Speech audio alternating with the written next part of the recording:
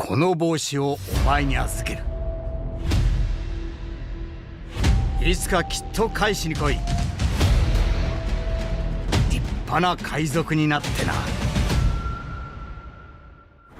俺には助けてくれるな。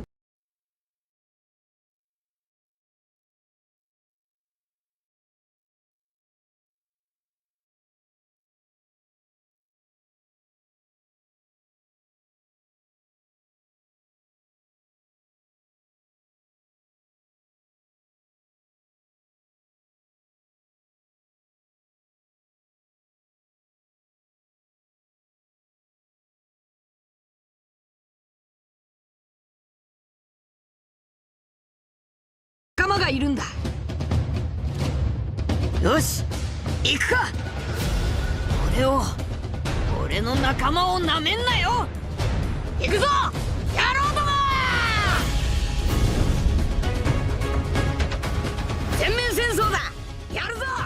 歌でみんなを幸せにするの。行くぞカムサリー。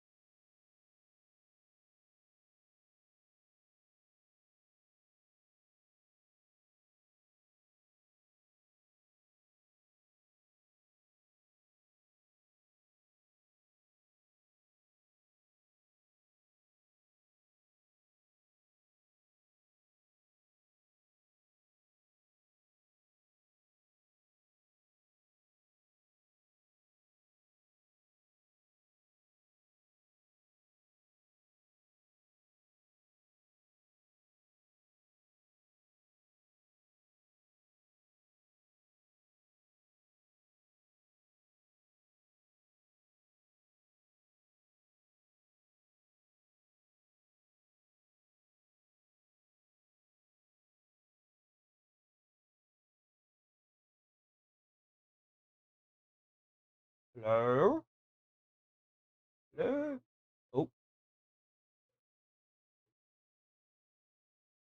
I don't know why it's doing that. That is weird.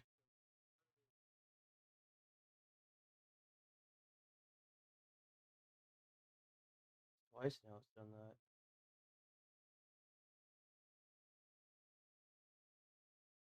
Filters. One of these bitches has filters. Where's it at? Oh! Wait a minute.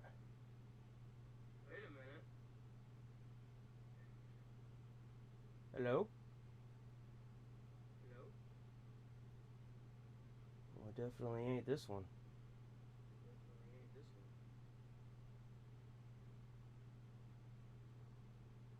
It's like it deleted the filters altogether. I don't know what the fuck.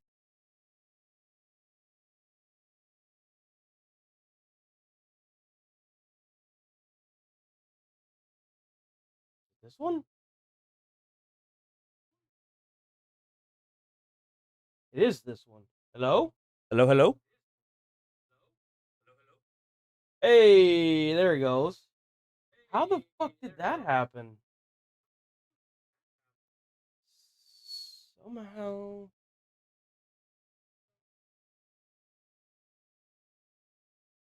Somehow the one, somehow that one got undone, but then it, that's weird.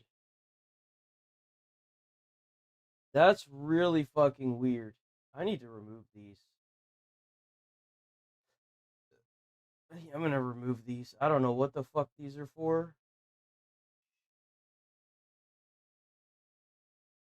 I don't get that. That is really fucking crazy. Hold on. Is YouTube getting audio? I mean, is like the vertical stream getting audio? That's so weird. Get off my screen, thanks. Get off my goddamn screen.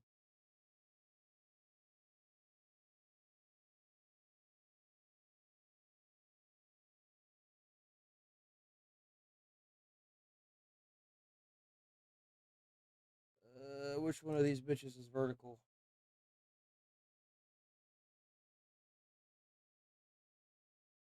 It ain't that one.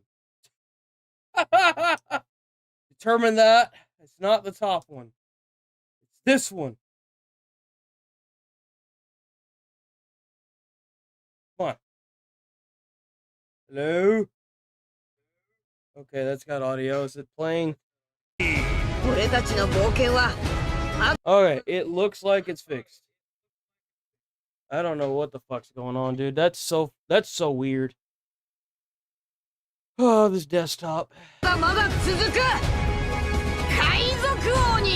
we good. I was saying I don't understand why they're trying to cash in on the Souls-like genre now. I've been playing Dynasty Warriors the Warriors. I don't know why they're trying to cash in on the Warriors-like genre now, because Dynasty Warriors has been around for as long as I can remember. I used to go to my cousin's house and play that shit with him all the time, and he was a huge fan of it.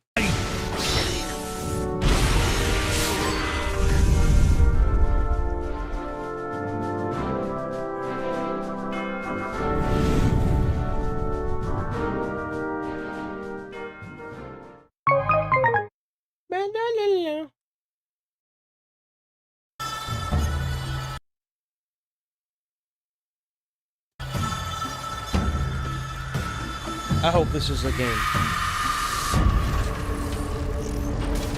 Whoa, what the heck? Oh, is this like the Matrix?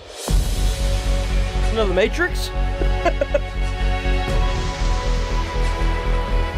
is this?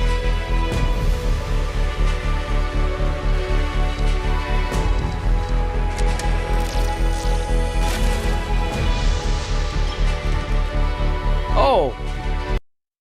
Yeah, you asked me how my weekend was. I went and played video. I went and did 2 games. Jesus Christ. I made 2 videos and 2 shorts. over the last 2 days. They did fairly well. I'm very happy with how things are turning out. They were all about Charlie Kirk. I'm not a big fan of getting a little bit of internet clout over something so diabolical, but I'll take whatever I can to get like a foothold. You know, it just kind of is what it is.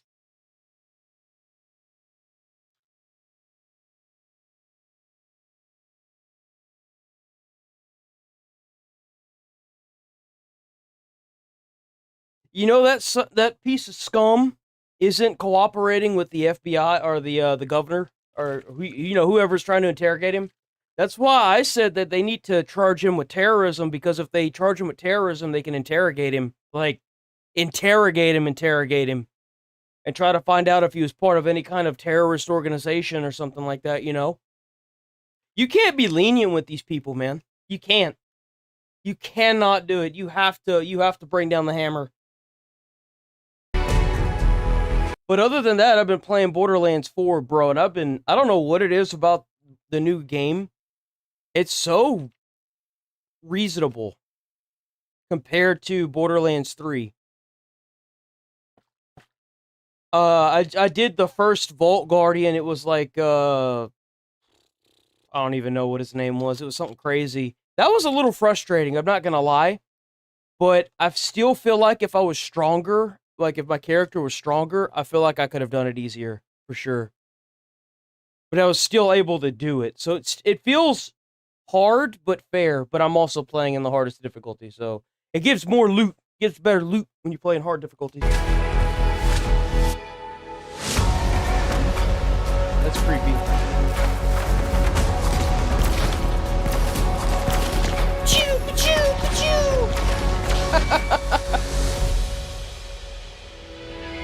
Yo, low-key, this game looks kind of good.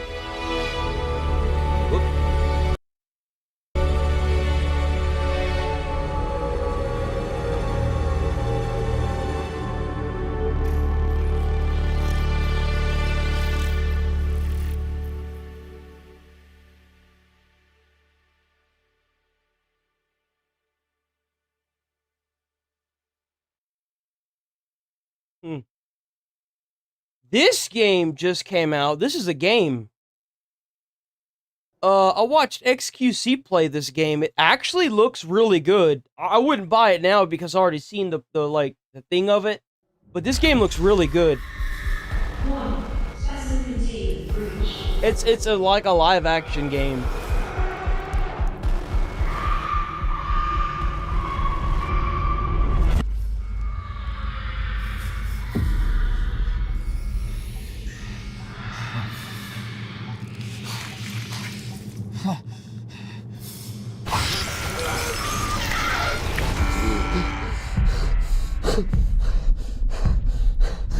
Oh, it's Dark Rift, that's why. Mason, 34, former surgeon at Westwood Hospital. I'll bullet point this for you.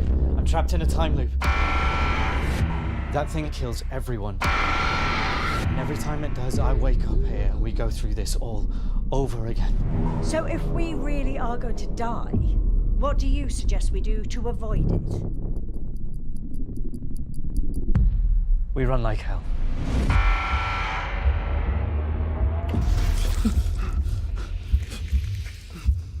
It's not that scary. It's okay. It's like watching a movie. What else aren't you telling me? Tell him, Fern, or I swear to God I'll kill you right now! It had really good actors in it. I think that's what really kind of set it in motion for me. There's still so much you don't know. What did your people do to me? We need to run.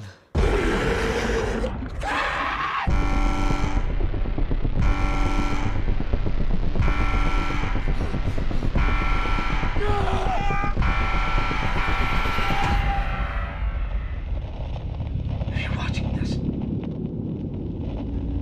God help you.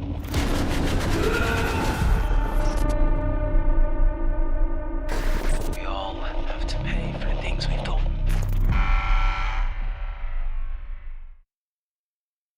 Oh, damn, they did a review on Lego Voyagers. Now, go back! Oh, there it is. I want to see this.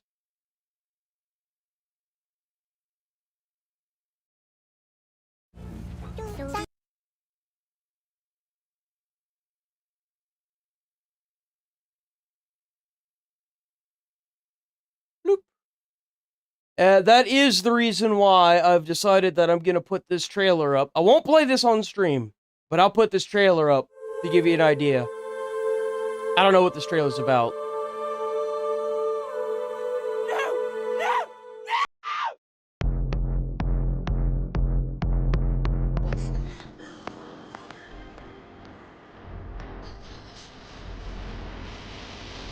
I hate doing these ones. I hate doing Borderlands trailers because they always have copyright music up the ass in it, dude. Oh, that is a huge one.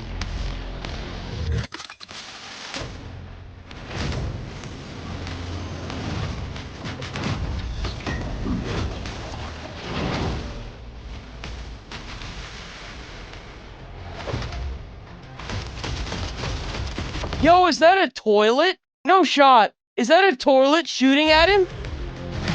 Where's that at? Yo, it's a fucking toilet. Yo!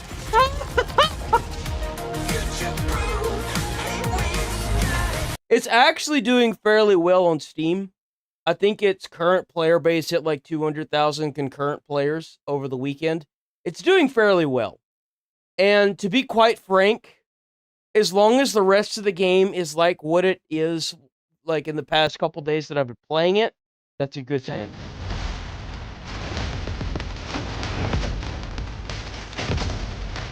I don't like those grenades.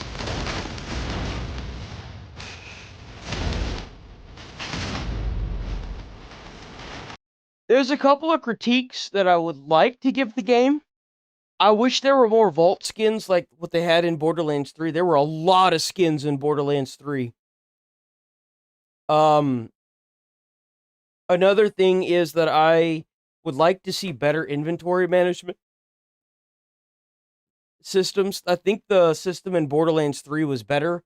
And number 4, having to go through different menus instead of having a quick pop-up menu for going into general things like your contracts versus your missions. Because, like, in order to go into your contracts, you have to go over to missions, and then the first thing it starts on, because like it's not a pull down tab. It's like you press R2 to go, or R1 to go over to missions in the menu, and then you have to press R2 to go through the mini. Like it's like a. It's not a drop down. It's like a second little window that is there, and then go over to your contracts. I would like to see that done better. And the weapon swap is bugged. I'll be sitting there pressing and holding triangle, and then like thumbing the stick down to go to a different weapon like multiple times, and it still won't go to that weapon. I'd like to see some like updates to those things. But other than that, it's like. You can't please them all, and I understand that, but I'd like to see some changes to some of the stuff, for sure. I find that going through the menus it's very tedious, and I don't like doing it. Like I get that feeling of dread whenever I try to open up the menus.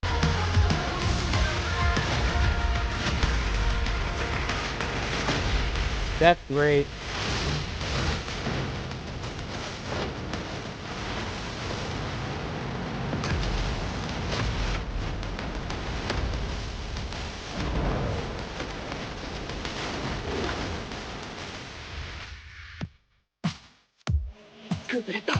It's trash. Oh, there's some over there.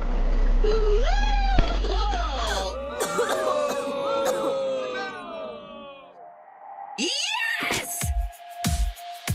Why is her intro different from the boys? I noticed that with the two. Maybe it's. I've kind of noticed a little bit of wokeism in the game. I ain't gonna lie. I've noticed a little bit of wokeism, but. As long as they keep their nose down and stay out of this Charlie Kirk business, we'll be alright.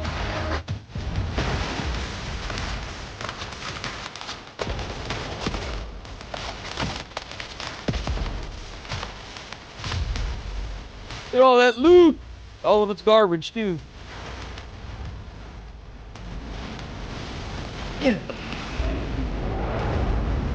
Inceptus was the one that I fought, I believe.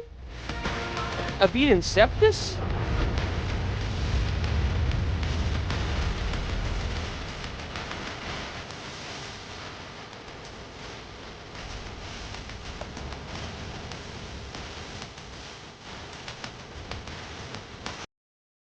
You about to buy this game? No fighting on the premises. Wait, what? He's in this game? That was a character from Borderlands 3. No fight. Yeah, that was from Borderlands 3. That's a character from Borderlands 3. That's one of the 4 playable characters. Fighting on the premises.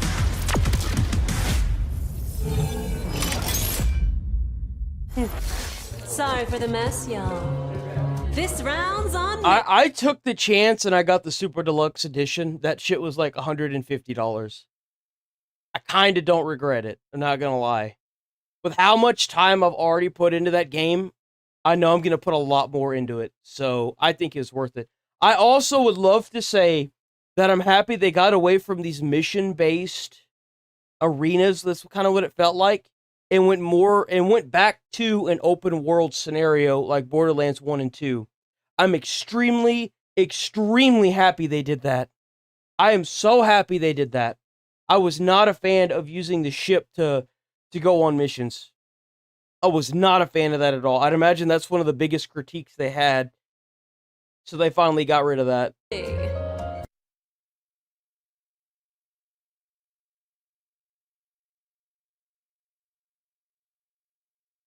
I think that the review for Borderlands, IGN's review, was very fair. And like I said, I like that guy, so if he said that it was decent, then I'll give it to him. He hasn't steered me wrong yet. This reminds me of Wolfenstein. I'm fairly certain this is a Wolfenstein-style game. Some say gold and beer fuel his anger. Is that a rat, dude? Throwing a rat at somebody.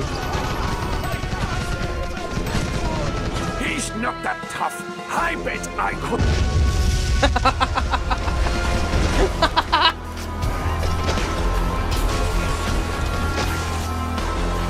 Boom! The idea of throwing that rat is great.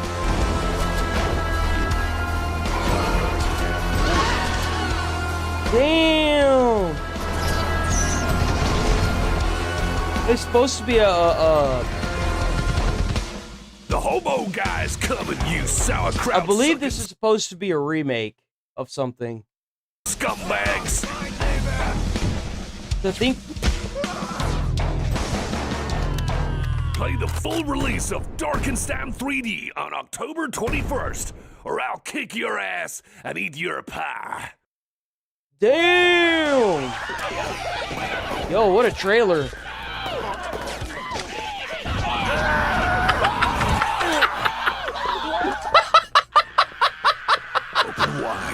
Oh my god, dude, this game! Contains no in-game store, no MTX, no hidden fees. Side effects may include frustration, wrist pain, and or heart attacks. This product is totally safe.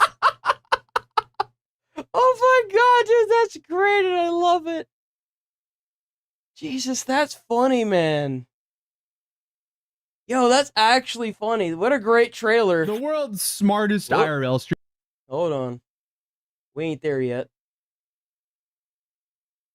Are we even to that? We're not even to that. What is this one? We're not to that. Alright, 2 more game trailers and then we're moving on up.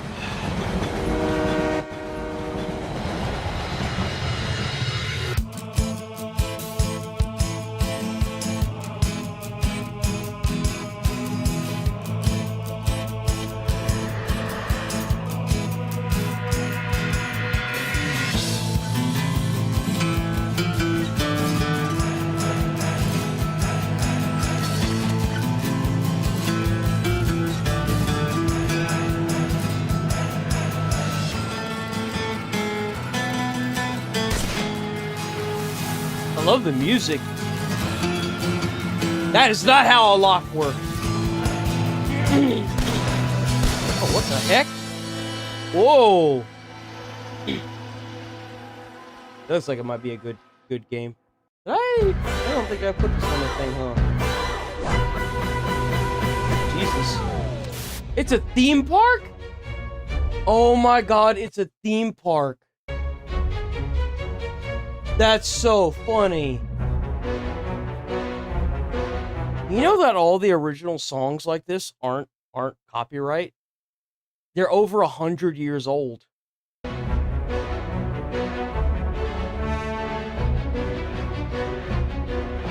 Jesus Christ.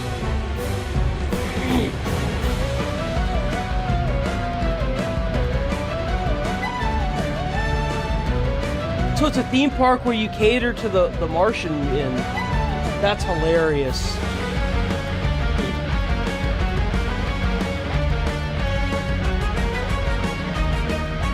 Supposed to be Julius Caesar.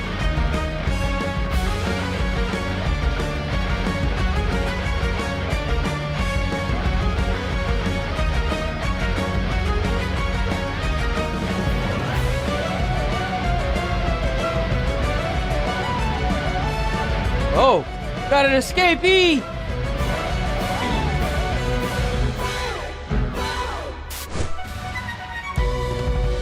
That's funny. That's crazy, dude.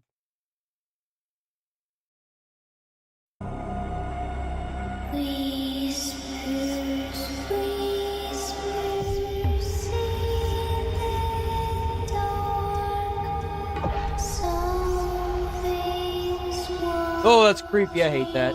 Absolutely not.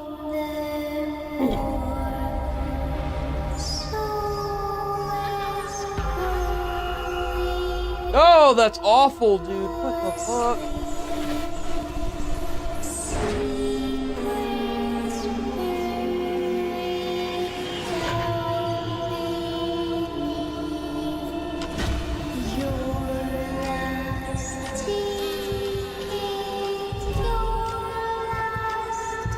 That's creepy.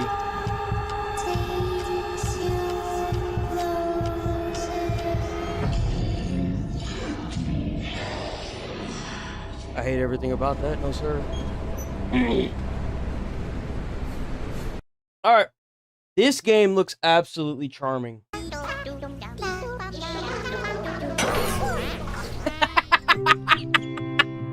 After a preview session where I was able to play the first half an hour of LEGO Voyagers, the mandatory 2-player What If Haze Light Made a LEGO Game adventure. So you have to play it 2-player. That's kind of annoying. From developer Lightbrick Studios and art house publisher Annapurna Interactive, I wrote, quote, LEGO Voyagers might already be my favorite LEGO game ever, end quote. Keyword, might. One less than ideal thing happened between my initial preview and my 14-year-old daughter and I completing the full version of LEGO Voyagers, where we tumbled, built, and played our way through to the end credits in same-screen co-op.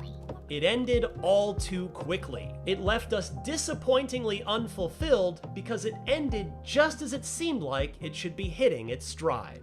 Really? Is it just really short? Oh no! That's really sad. I had really high hopes for this game, too. You see, we rolled credits after just 3.5 hours. That's it? Bro, there's no way! Even less than the slim 5 hours the publisher told us to expect. I've never been one to knock a game just for being short, though. Heck. Bro, like, and he played it with a 14-year-old? Like, dude, there's no way. How is it that short? Inside is still That's really depressing, actually. Why? The greatest it looks so good. Game I've ever personally reviewed at IGN, and it, like LEGO Voyagers, is a dialogue-free adventure that ended in less than 4 hours. But while Inside left my jaw on the floor in astonishment at the incredible masterpiece I just experienced, LEGO... I mean, I guess it makes sense if you've got, like, a good idea of what you want, but it can only really be expressed in 3 or 4 hours. That's fine. Like, there's nothing wrong with that. The last thing you want to do is bloat it with garbo. Seriously. You don't want to bloat games that are good with garbo. That's what makes them good.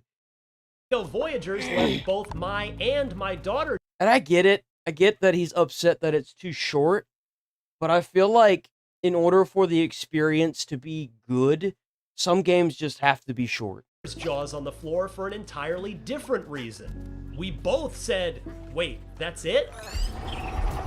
To be fair, this is a $25 game, and not everything has to be a Silk Song. But it did leave us both wanting more in a, no really, we actually thought there'd be more than this kind of way. I'm getting that gripe out of the way up front to set expectations, because outside of the all too soon end of the campaign, I love almost everything else about Why is that block LEGO bigger? Voyagers. I'll start with the tone, which is quite different from Traveler's Tales' more whimsical licensed LEGO games and the slapstick with heart LEGO movies. Voyagers... Bro, like I had a friend in high school that absolutely swore by the Lego movie, and I went over to his house, and his dad swore by it too. Both really cool guys. I've got nothing wrong with them. Obviously, they're great friends. I haven't talked to them in years, but we sat down and we watched it. It was me, my friend, and another friend that had came over, and his dad, and you know, the apartment owner's dad or whoever, right? So I watched the whole movie, and I didn't scoff once. And maybe it was because I just didn't get it at the time. I don't know. But I didn't really find it that funny, but they swore by it. Instead, playfully curious, delightfully I'd have to so, rewatch it to understand, right I'd down to imagine. who you play as and how you move. You and your co-op partner are just nameless, voiceless, one-by-one bricks. One red and one blue, both with a single mild... Why is the blue one bigger? ...expressive eyeball attached to one side, and you simply roll your way around the Like LEGO here, it's not world bigger. with fairly believable physics bouncing you around the play spaces. And though it obviously makes no logical sense, you can jump by pressing A. Dude, the way the blocks look, they look so realistic. Whoever animated this did a damn good job. This looks phenomenal. This looks like an actual Lego brick. The way the light is hitting it, how the smooth surfaces look whenever you like look at a Lego brick. Whoever animated this knew their Lego bricks. Like, I cannot stress that enough. This looks phenomenal. On an Xbox controller, and snap yourself into any nearby peg with B. Pressing Y rotates your orientation by 90 degrees when you're in that B button snap mode. Actually, though, your avatars are not entirely voiceless. Your one-by-one bricks can make adorable little noises if you press the X button, which can occasionally be used to harmonize in certain spots, but is more likely to be intended to get your co-op partner's attention when playing online. Oh. On that note, kudos to Annapurna for following Hazelight's lead and offering a Friends Pass that allows you to play with a friend online using only one copy of Voyagers. Hey. Our adorable one-by-one bricks instantly make for likable protagonists in an almost Pixar-ish kind of way. I appreciate if they made Lego sets out of this, some of the sceneries in this game, I would totally buy them. They look so good. Little touches, like how the blue one starts with a beach bucket on its head. The music, which doesn't always play but makes an impact when it does, plays a big part in establishing Voyagers' playful vibe, too.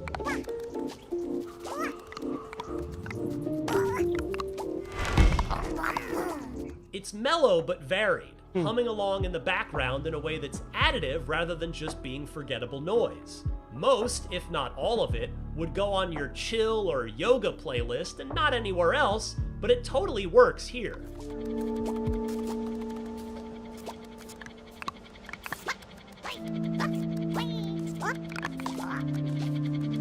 I also want to commend the authentic art direction and visual identity of Voyagers, which is decidedly less cartoony compared to the licensed LEGO games. Yeah. It goes for a sort of realism, with every piece in the diorama-like worlds looking like the shiny plastic its real-life counterpart is. Complete. That was the first thing that drew me to this game. Whenever I saw trailers for it, I was like, oh my god, that looks so realistic. How the art design and the 3D like graphic design of this is phenomenal. Lego word marks stamped into every brick. The soft daytime lighting baked into many scenes has a warmth and serenity to it that gives it a relaxing, mellow, and playfully curious tone, and the use of light and shadow helped draw me in immediately. Three Ginger Kids, that's a creepy soundtrack. These sets... Is it really? You think it's creepy? Dude, chat all great day and positive vibes. Member of Smile to a Stranger can always be a good for both. Dude, you're awesome. Please stay around here. The Just Me channel. Please stay around. I need more of you in my life. Seriously. Going around now about interviews, talks about. Okay, yeah. Dude, you are so nice. You're awesome. I love that. I love that vibe that you bring in, bro. That's flowing awesome. Through them or surrounding them only adds to the believability of these being actually constructed Lego sets that you're observing from above as an omniscient participant. Furthering that easygoing atmosphere is the complete and total lack of any penalty. I don't think I've sat down and played a single Lego game, but if I was gonna play one, it would be this. And it's just because of how realistic it looks, death honestly. Whatsoever. When, not if, you tumble off the edge of a scene or miss a jump and I'm plunge sure it off happens the a side, lot. you'll instantly reappear right where you last were prior to your mistake. See, I appreciate that. Don't waste my time with the death animation, dude. Like, I don't care. Like, for example, I actually get really frustrated in Borderlands 4 now. Because in Borderlands 2, whenever you die, you just, especially if you had a good desktop. Playing Borderlands 2 on my desktop, it's like, and I'm alive and it's great. Like, it's so good. Like, there's literally a second of loading and then I'm just alive and it's great. But like in Borderlands 4 now, when you die, you have to sit through the loading screen on a PlayStation 5, have mind you. Don't know what the hell it's loading. It's beyond me. And it's not really a loading screen. It's like the same like little wormhole light thing that you see. And then you get this animation where you're outside of the body, and then you slowly come back into the body, and it's like, dude, I don't need this animation. Just respawn me. Put me back on the field, coach. Come on. It's completely like, come on with this. And encourages goofing off, so when you snap yourself onto your co-op partner and roll both of you off a ledge, or fling them off a bridge you're supposed to be holding down for them to cross, they can't even be too mad about it until the 5th or 6th time. That's kind of like the best thing about this kind of game is the charm that it has, you know? You're supposed to, like, dick around and have fun with it. Pull the same trick. There's never any direction given, but intuitively, we immediately understood that your goal in a game like this is to get from point A Those to look like point some B. nasty old dirty bricks. Those are the kinds of ones that you don't put on anything. Because they got like the rounded, like smooth, curved top on them. They don't stick to anything. You know what I'm talking about whenever I bring those up. They don't have like the sharp edges like this one has. How it has the sharp round. This has that like smooth edge. Those are the ones that you just don't use. Because they don't stick to anything. In the early part of the campaign, that's accomplished by simply picking up loose bricks from around the scene and working together to assemble them into makeshift bridges to cross gaps. In true LEGO spirit, there's no single right way to build your path forward. You could build a super clean structure that a civil engineer would approve of, or cobble together a hodgepodge of pieces with no regard for aesthetics or efficiency, but which gets the job done nonetheless. We tended toward the latter and had a great time doing it. Side note, a photo mode would have been a nice addition as they don't have photo mode? Oh. What you create and share it with your friends and family, but simple screenshots sufficed. The puzzles ramp up a bit as the campaign progresses, though as I mentioned, it felt like there's a lot more room for it to grow into that it leaves unexplored. A favorite scene of ours had us driving a big dump truck of sorts around an industrial yard where train tracks are made. The locomotive we rode in on had to stop due to a gap in the tracks, so we got out, hopped in the truck with one of us steering while the other effectively worked the pedals. We roamed around, collecting raw materials into the truck bed before taking them to the foundry to be forged into usable track pieces, then satisfyingly snapped the new track into place That's so and continued onwards. It's still simple, but with a few more steps involved than just assembling a bridge or stairway. We also had fun with a series of mini-games near the end of the story that I won't spoil here, except to note that they're particularly finicky physics-based challenges that might be quite tricky for younger gamers that are likely to be drawn to Voyagers and its E for Everyone ESRB rating. Fortunately, none of these tricky tasks are required in order to progress, but we did have fun earning the achievements that came along. that's kind of standard. I don't know what kind of games you've been playing where like a side mission isn't harder than some of the main quests. I don't know what. I mean, that's kind of like an old way of thinking. You'd be surprised at how many games this day and age have harder side quests than they do main missions. With completing them.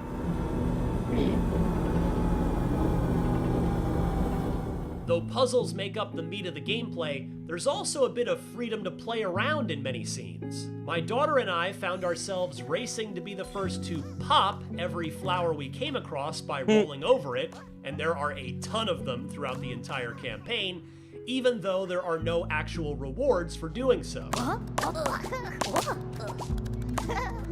feel like there should be a counter. Should have like the option in the options menu to put a counter on it.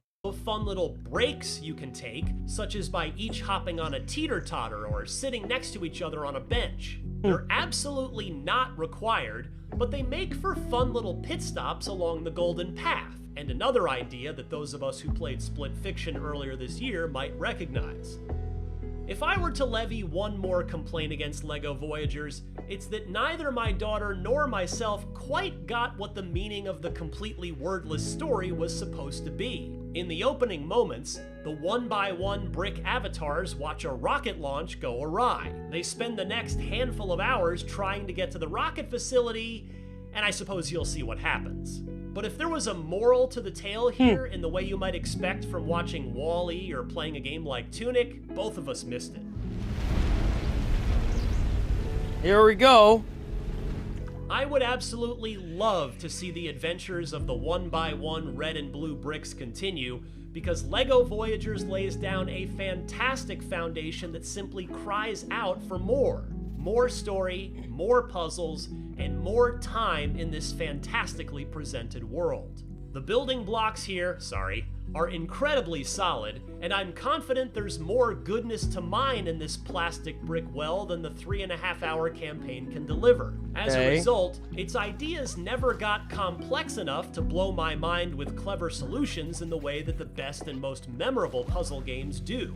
Nevertheless, I wholeheartedly recommend a quick run through LEGO Voyagers with a friend, or better yet, your child if you happen to be a parent. It may be a tier below Hazelight's Split Fiction and It Takes Two when it comes to delightful mandatory co-op games, but it's still an excellent two-player time for gamers of almost any age. I don't think I would have given it such a high score, given that it's like, you know, so short. It's such a short game. It's only like 4 hours. I mean, that's pretty good though. That's really good though. I can't hate on it that much. Let's see, who are we gonna watch first? We gotta cut these to like 10 minutes because, like, not that we're short on time or anything. So apparently YouTube has a big problem. I kind of started to talk about this morning. So like my channel was starting to do really, really good with all the content, the reaction stuff. Let me grab my phone. But then I noticed it must have been not last month, but the month before that, in August, that something had changed with like how they're promoting the short stuff as opposed to the video stuff. I don't know what that's about, but I do find it very odd. Because it doesn't have to do with, oh, we'll make better content. The thing is that the content that I was making was doing really well. And I'm not the only one who noticed this. I noticed that Bellular News talked about it as well. And I thought it was a me thing. I was like, it's got to be me. I'm just not doing it right or something. And now it's something else. Something's going on. Pattern of getting one night of sleep and then one all-nighter. So I alternate days where I sleep. I only sleep every other day. I'm I a think that's what he's goddamn gonna talk cryptid when about. it comes to sleep. And I know you're probably tired of hearing me yap about my insomnia. The reason I'm mentioning it now is because it's 6 a.m. I've obviously been up all night again. But the reason why I keep bringing it up is because it's kind of like Voldemort's name, where you gotta take away its power. So this is me calling out my insomnia, hoping that, you know, if enough time passes, I'll start. I mean, if anything, especially this kind of like, and especially for content creation, if you're gonna like, if you have insomnia, you should look at that as a gift. Because like, if you're not gonna go to sleep, you might as well get up and make some videos. You know what I'm saying? To make some headway being able to sleep normally. Nothing to do with the topic, by the way. You've got eyes, and I assume you're. According to a bunch of YouTubers, there has been an abnormal drop in views on all of their channels. I've noticed this as well.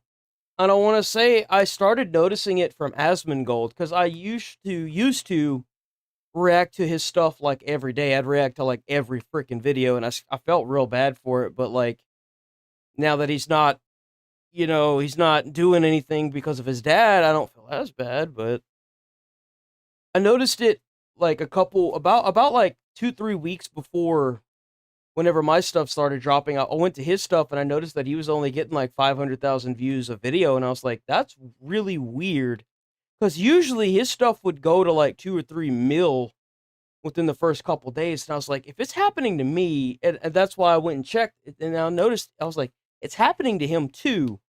So what's going on? And then Bellular talked about it, and now Charlie's talking about it. So I'm like, allegedly a site-wide decline in views, seemingly out of nowhere.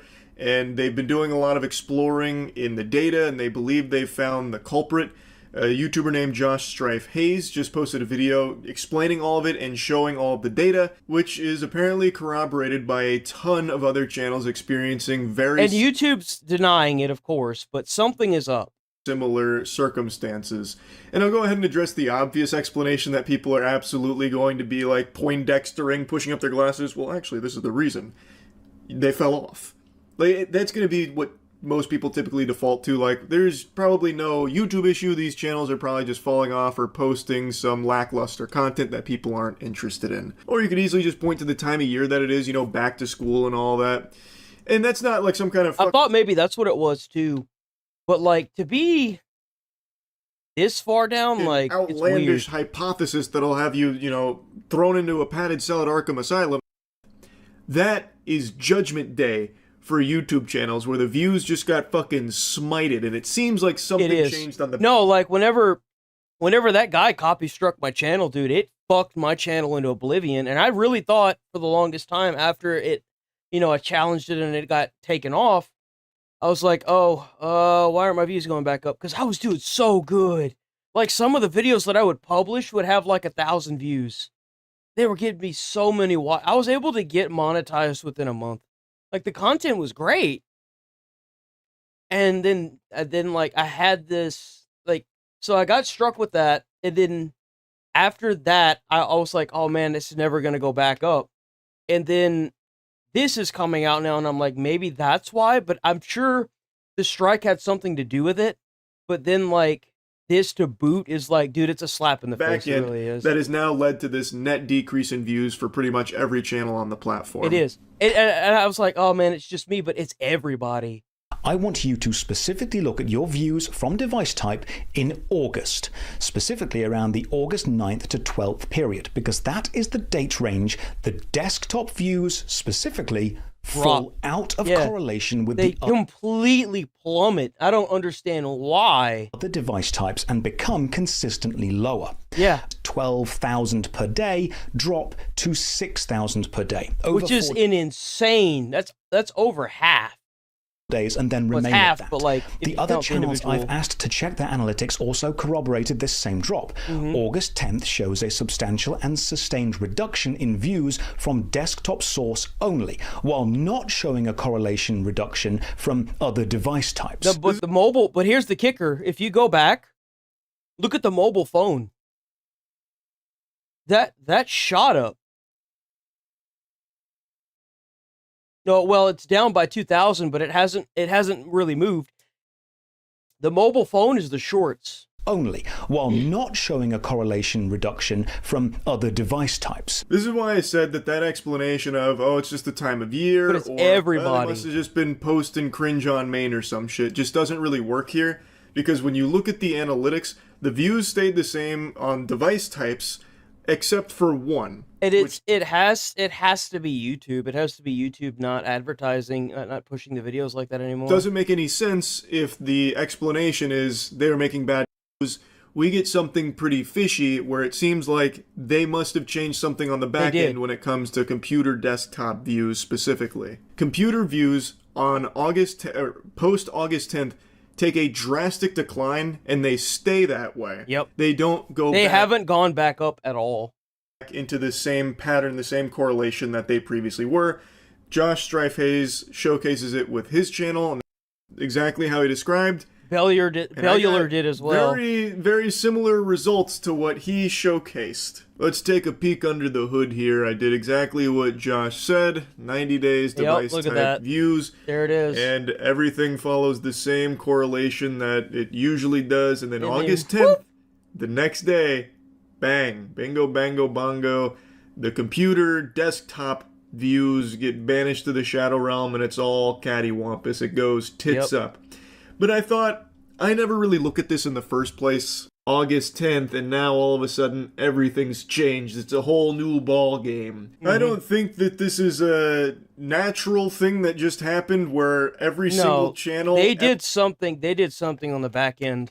Every single viewer It's like they're pushing for shorts. I don't know why. YouTube just decided to sell their computers and just watch YouTube exclusively on tablets or TVs. I'd be very surprised to hear about this mass exodus from PCs. Like, you know, that has caused this. I don't think there's been an official word from YouTube on this at all. Like, maybe it goes deeper than this, and maybe it has to do with, like, how bad the platforms become with the inshitifying of, like, the recommended section. Maybe they're changing how they, like, even feed viewers videos in the first place. Though, if that was the case, then you would still see a reduction in views on all device types, not just a single one. Yeah, so it's specifically computer. To show this switch again. If your channel is focused on shorts, follow this specific video by video comparison to see the correlation switch for yourself. And I can use videos from both restricted mode and normal mode to show that... Like, my videos used to do better than my shorts, and now my shorts are doing, like, 3 times better than my videos ever Restricted mode probably has nothing to do with this. I mean, to give you an idea, since I've started uploading back in like I've been uploading on and off for like since 2016, but like back in 2020, I had a short that went to 15,000 views, and it was just a ferret. It was just a video of a ferret just walking. And recently I have a video that went to 21,000 views that was about Charlie Kirk. It was a short. They were both shorts. Video before this August 10th switch happens. And my next video, Was It Good? Neverwinter Nights, Hordes of the Underdark, released on August 21st.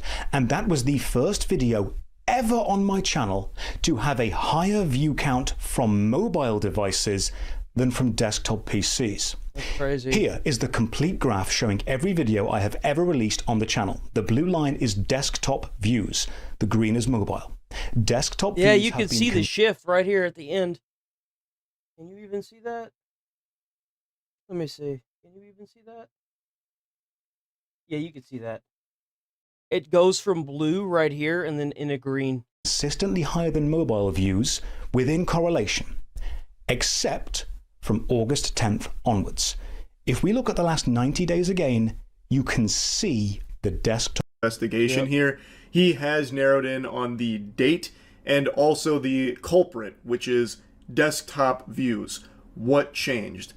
Did they change the way they calculate YouTube the has views, continued to deny anything. I mean, or did they change the way they even feed people videos on desktop? Maybe YouTube just happened on August 10th that it seems like every single channel is experiencing. Yeah. Josh Strife Hayes does make a mention that it doesn't seem to matter for shorts content, like short form content. That doesn't seem to, like, I imagine it probably will be. It seems very consistent for every channel on YouTube.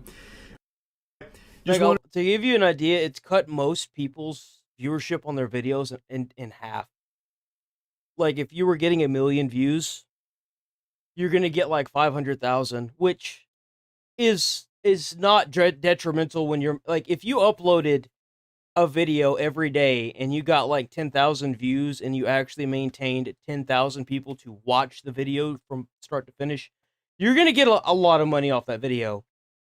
You don't really need to worry about views like that. I'm sorry, you don't. But like for smaller channels like me, this could be like crippling, especially if your income is based on that. I haven't gotten to that point where my income is a necessity from YouTube, and I think it might be a long while, but still it's concerning that they could just tweak one knob on their end and then damn near ruin you, you know? Let's see. Let's pull this over. This is another one. Apparently Xbox staff leaked Microsoft's demands. This ought to be interesting. This has to do with that mass exodus layoff that they did recently. Xbox is worth $23.46 billion a year to Microsoft, and that actually doesn't matter.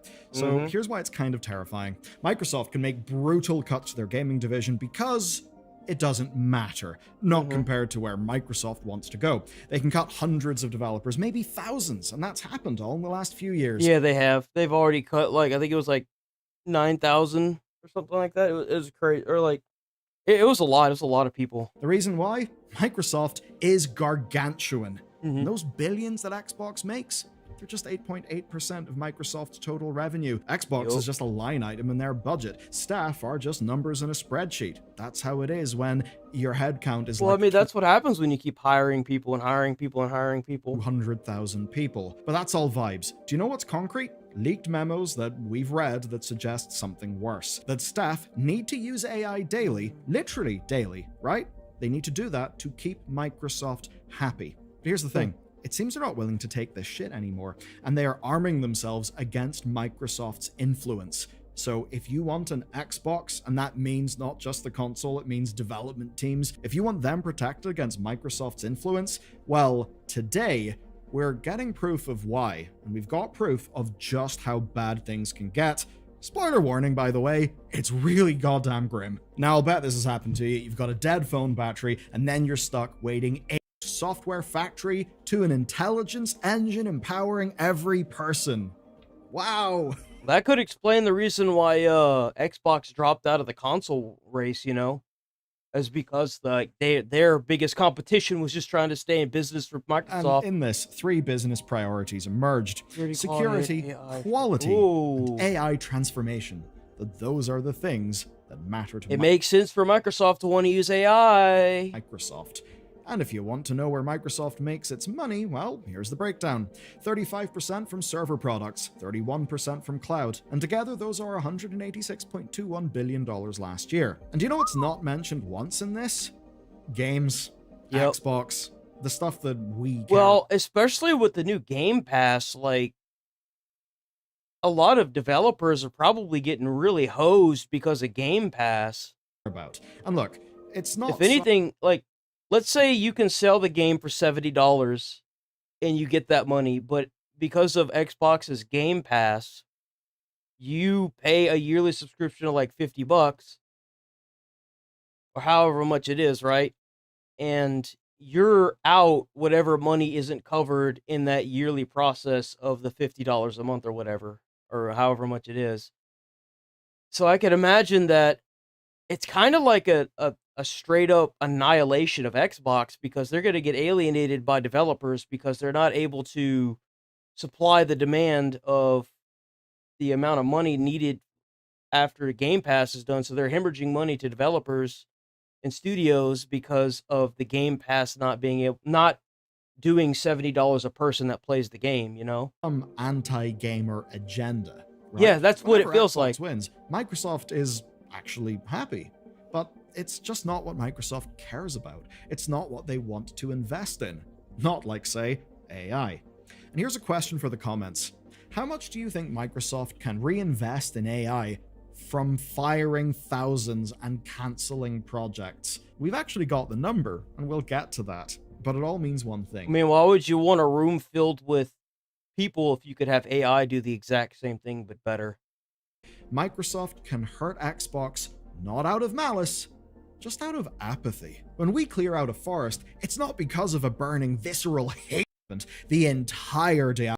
They basically arrive like clockwork now. Diablo especially suffered before the acquisition. Crunch, high attrition rates, hostile working environments. But now, those staff want to fight back. And here's what staff in Diablo pointed out, that these unions don't stop layoffs entirely. Indeed, the first contracts... Well, the thing is that unions are good for the workers and bad for the company. But when a company is so monopolized that it owns everything, it's going to do whatever it needs. It'll cut off the branch. Like, it'll cut... Like, if Microsoft has no unions in it, but then Xbox has unions in it, they're going to cut Xbox off like a limb.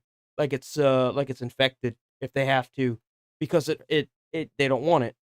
Big companies hate unions. Ratified this summer, which is years essential. So often we see layoffs that are just done line item by line item, but it could turn out that one of the people caught up in that actually know shit that other people in the organization don't know. And those people are actually essential, and I've first-hand personal experience of seeing a number of near misses in that regard with just Xbox stuff that I know. Now, the Diablo team has also talked about the cultural changes post-acquisition around the edges of their workspace, and we've talked about this on off because we now have proof of what happens without protections, and it comes in the form of a company called King. And it seems that King absolutely are the canary in the coal mine, that they are Microsoft's test case. That effectively what Microsoft is mandating for them is what they want for the rest of Xbox. We know that King has unions, but they're not company-wide like Diablo. And that means that Microsoft's impact can be quite a bit more brutal, because staff have less recourse to challenge them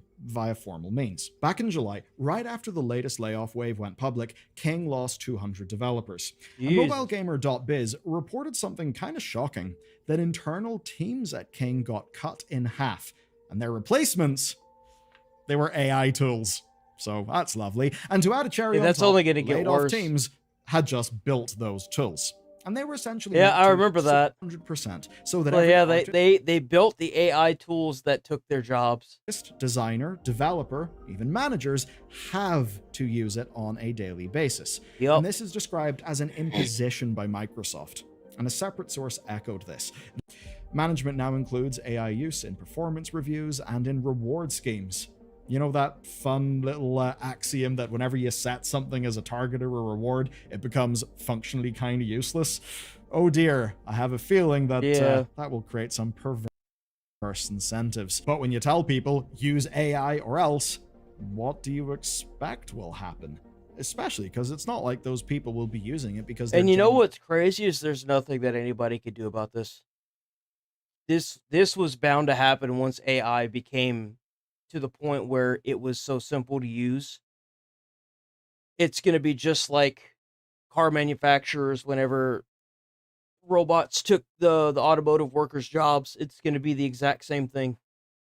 I mean, think about it this way. Elon Musk was able to become the richest man in the world because he built an automotive company where his entire factory was ran by machines. And because of how much money he saved on labor, he is now the richest man in the world. He's got so much money, he's able to launch rockets and blow them up and still have enough wealth to fund an entire nation. Genuinely interested. I use loads of little AI things here and there, but I drive that. I set my own rules, make my own standards. Nobody's forcing me, and I can use my own judgment as to what is or is not appropriate. Guess what? My dyslexic ass is useless at spelling, and some of the LLM things are pretty useful for a little bit of sanity checks. That's rather different from your boss saying, hey, we need a 100% adoption rate. It's actually going to be tied to your performance review and your bonuses and probably your future with the company, and you have no choice. Which is even crazy because whenever you look at this, it's like, well, it's tied to your performance and your future at the company.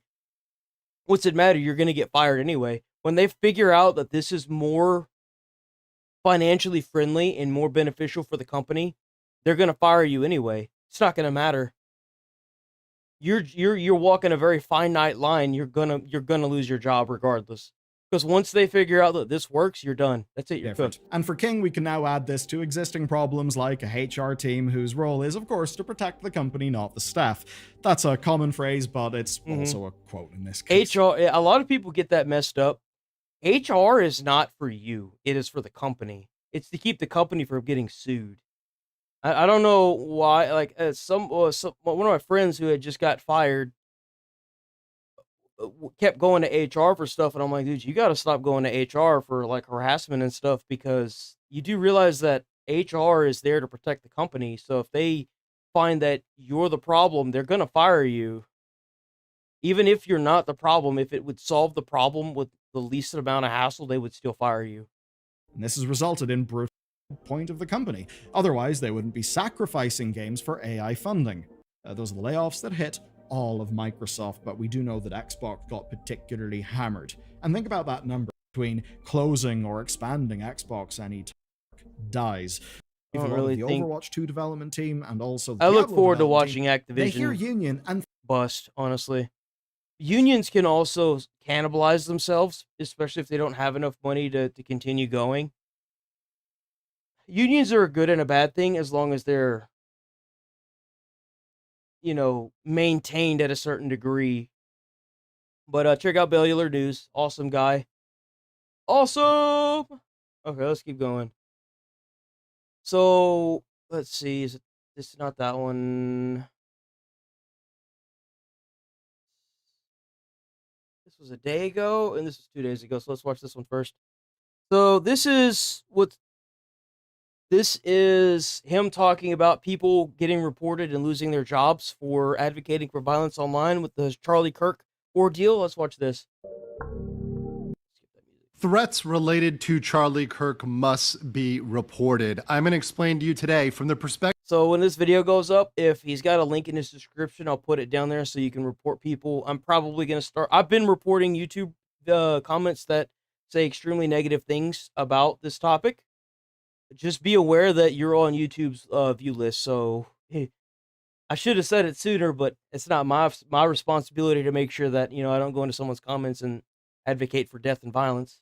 Of a corporate attorney, how these things can and should and must be reported, and the effective steps to take to make sure that we see change here and see action in the light of the assassination of Charlie Kirk. Of course, whenever I report and it has to do with this topic, I report it under the act of terrorism, just so you're aware.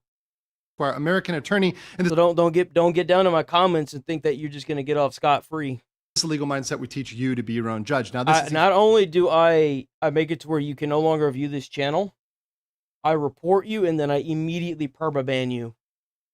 Fast facts version where we give the quickest in legal news. You're not going to advocate for death and violence and cheer on a freaking psychopath in my comments. You can find somewhere else to go because this ain't it. Want to see all of the discussion, you can look at my live video, small, whatever. This step is going to be very on my channel. So we're going to celebrating a murder, celebrating an assassination. Asmongold, of course. That's not okay. Well, no, Asmongold wasn't celebrating. He was calling these people out. These disgusting human beings. Not okay to be doing this. And many people are doing this on main. They're doing this on accounts where they have their face out there. They're doing it on their LinkedIn profiles. They're doing it with it just openly celebrating on TikTok. All sorts of. So many of these losers have lost their jobs. And you know what? Rip bozo. You get what you deserve. You want to sit here and advocate for death and violence, and you get your job taken away from you. You get what you deserve. You didn't deserve it anyway. Platforms where they are celebrating about this, and they are joyous about this, and they are calling for more. They are calling for more people. They're saying so next disgusting. do Elon, next do Trump, next do this person. They're celebrating and pushing for more assassinations. And you have to keep in mind that what if roles were reversed and this was like, instead of Charlie Kirk, what if it was, you know, Bernie Sanders or Biden or somebody else, you know, like you can politically charge this all you want. What if it was a comedian? Come on. This is unacceptable. This is not okay. And this is certainly not something that is acceptable for an employee. So people like Asmongold said, go. Like you can't. So for example, I dated a teacher for like 5 years, a high school teacher. She couldn't have a picture of herself online or anywhere of her holding an alcoholic beverage, period. She would have lost her job. So do you really think that, and a lot of teachers apparently have lost their jobs because of this. So if you really think that you could just get online and, as part of a school administration, and act this way and advocate for death and violence, that you're just going to be able to go to work on Monday and then, nothing like nothing ever happened? Well, that might not be the case. The HR, report it to HR, because, hey, this is something that's been going on for a long time and it needs to be reported. And if you work around somebody and you know the comment that they made online, you need to do what Aspen said. You need to report them to HR. Be like, yeah, this person said this, that I don't feel safe, and I'm going to, no, just no. You don't have to deal with it. Asmongold was right, but he was also not incomplete. He didn't give the full answer, and he doesn't fully understand that that's not going to be enough in and of itself. You need to do more, and here's why. Let me explain to you guys. So first of all, as a disclaimer, I'm going to give you something to do. This is only to do if there's a credible evidence-based situation, and it is not to be applied just to blame other people without cause. We all know that in the past, people have pointed to other people, and because of their nationality, affiliations, politics, have said, hey, this person is naughty for no reason. I am not telling you to submit anything false other than what you believe is a credible threat to safety. I'm going to say that one more time. It needs to be a concern. It's a baseline political backgrounds. A lot of people are saying, hey, this is just a right-wing talking point. No. In fact, if you have a legitimate safety concern, I don't care whether the person is right, left, or center. And people who watch my channel know I am apolitical. I do not care. The law should apply equally to all. Amen. All believe that. If you believe in the legal system, if you believe in justice, the Constitution, this. Although there probably are people on the right. There's some people that might be celebrating as well. Once again, this can apply to everybody regardless of politics. So let's get into it. What is the key here? So the key and the problem is that we have legitimate threats. Now, some of you may not know this person, but this is Kit Noel. She's a cosplayer, and she, before Charlie Kirk, gave a bomb threat to a convention. And once again, there are people like anybody else who's in this stuff. And I took this one here. This is just an example. I saw so many today, but I wanted to give you guys no rights were ever won without violence. That's example of celebrating violence, saying, hey, we need violence. Violence is good. Remember, if this was something that was put out there by somebody on the right during COVID, they would have absolutely been investigated, probably fired, maybe arrested. That's what I don't understand, is how they're able to say things like this on these social media sites. But, like, God forbid if you called somebody freaking fat or something stupid. It's so stupid how these sites are set up, man. Right? This is something that you need to have looked at. People need to examine these people and say, are they okay in the head? Are they a safety concern? I feel like if you make a post like this, you should be immediately investigated by the FBI. If you are posting this, because there needs to be a serious investigation. Yes. If you are posting something like this, anything similar or worse, you need to be investigated. There needs to be a serious investigation here. Now, let's continue. What's the duty of the employer? The duty of the employer in America is corporations have a legal duty of care to ensure employees' safety and well-being. That is a fact. That is well established. In most states, an employer can fire you with no reason. That's just a fact of life. I think there's like one state where that's not the case, but the solid majority of the 50 states, you can get fired for no reason whatsoever. You could just walk in and then you just don't have a job, period. Case law. This is not controversial. That's how some of these companies are able to get away with shutting down branches without telling their employees. This is not something that I'm just making up. Every single attorney will tell you this. Every single that knows anything about corporate law. If they know anything about corporate law at all, they will tell you this. And of course, me, as a practicing corporate attorney, can say, hey, yes, no, this is absolutely something they have. If an employee is not safe, that is a problem. That is a problem. I knew a Karen who was a lovely woman. She was a nice woman. I feel bad for the Karens out there. I don't. Higher-ups, because they don't want them to know. So genuinely, you might have CEOs and higher-ups that would want to help and would be very...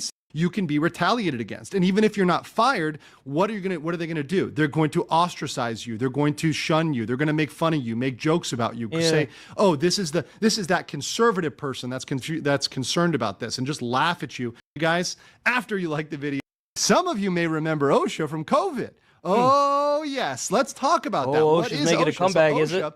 Refers to the Occupational Safety and Health Act of 1970, the OSHA Act. It is a federal law, a U.S. federal law applying to all states and territories that requires employers to provide a safe workplace free from recognized hazards, establishing legal protection for employees. Of course, they're going to do the same thing. The power is on the side of the corporation to provide that workplace. And hey, if you're going to say a death threat, a safety threat to others, saying, hey, look, I'm afraid, I'm legitimately scared that this person posting this online is going to come after me for my conservative beliefs, for my beliefs that maybe I believed in Charlie Kirk. I support Charlie. Especially if they're your supervisors. I can't tell you how many times I've had to deal with workplaces where the supervisor was so freaking hostile that it made me not want to show up the next day. And I'm sure we've all dealt with that. Like, it either gets to a point where you step out of the position you're in and give it to somebody else because that's really what they want, or you end up quitting the job altogether. Kirk, I'm openly supporting Charlie Kirk. Should complaints start coming in? Because there are legal penalties for non-compliance. Also, there's no cost of a lawsuit. Now, we're going to talk about the lawsuits a little bit more, but you could sue for having a not safe workplace, but that costs a lot of money. And most regular Americans are just struggling to make ends meet. Yeah. They are going to need to take action on. Even if they ultimately don't fire the person, at least they were investigated and at least they know it's an issue. And now they're going to pay attention to their online. Also, it can be paired with a boycott. Let me tell you why that's going to be important in just a second. That's because certain corporations, and by the way, I love this one of Burger, the parody, right? This is, of course, not based on any real. That said, the corporations are not all going to agree on this, right? They are not all going to agree on this. Well, like, you have to also keep in mind that if you bring up something like this in a company where the person you're bringing it up to could also be for the advocacy of this death and violence, and then you could end up putting your own job on the line. But that would fall, I believe that falls under retaliation if you start getting even more like some corporations will actually fight this because they are so captured ideologically, they will employees or take action or discipline them or at least investigate them seriously. Usually if you try to move to the higher ups about a higher up, they will retaliate on you so much faster than they will remove this work. Guess what you can do? Your power as an employee always making a threat if they viewed that as credible, looking at the evidence. But then you can sue the shit out of them for retaliation. Again, you can look at these and compare. Above all, they love money, so hit them in the pocketbook. Guys, please, please, please, please, please, please do me a favor and share this out because you need to act, right? Here's how you act. You file the OSHA complaint. You can file it online, www.osha.gov/workers/file-complaint. Go online, do it online. Go by phone, 1-800-321-67. Okay, so yeah, this is okay, interesting. So this is a way to get around trying to go within, because a lot of these companies, they're like, oh, we have what is that, like it's where you could go to anybody higher up and talk to them, but usually that never works. That's more of a way for a company to get out of dealing with other big companies that really crack down and bring the federal law to their doorsteps. That's really what a lot of that is. When a company says that open door policy, it's like an open door policy. Those policies never work. I have been at so many jobs where I've dealt with so many people that have tried to fucking harass me. Those policies are completely scam. They're a scam. They're an absolute scam. 42. That spells OSHA, but not everybody has the phones with the letters anymore, so just use the numbers. Mail, fax, go in person at a local OSHA office. I don't think I've ever used a phone that had the OSHA. Remember, you can keep your name confidential. Now, I will say this. If you are bold enough to sign your name, that actually typically is taken a little more seriously. But however, you can still submit it anonymously. And once again, I think if they get a flood of anonymous complaints, they are not going to be able to ignore this. OSHA is going to have to act on this, and they're going to have to look into these corporations. Guys, I've never had a video where I've wanted you guys to share this out more than this one. If you have somebody who works at a corporation in your family, they work somewhere, big corporation, share this video, link them, let them know about this, how to act, and make sure they take action right away. Remember, you can do this. It's very simple. It takes minimum time. All right, well, there you go. Give me 1 second.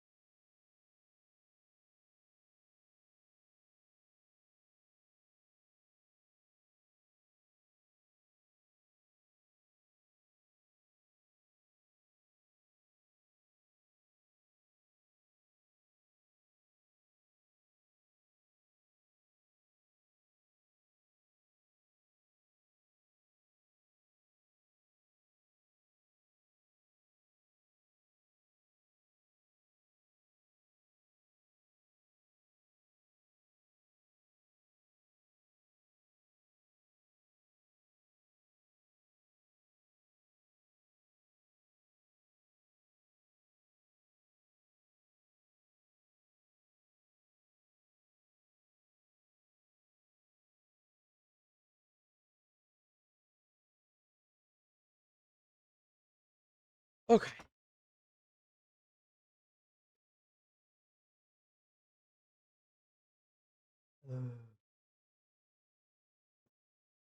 Ooh.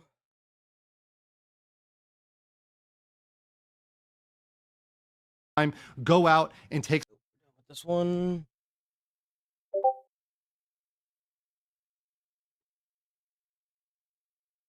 Okay, let's move on. Is this the same thing? have reasonable. I just picked Oh, right there she's filling out out safety, and this is all. Oh.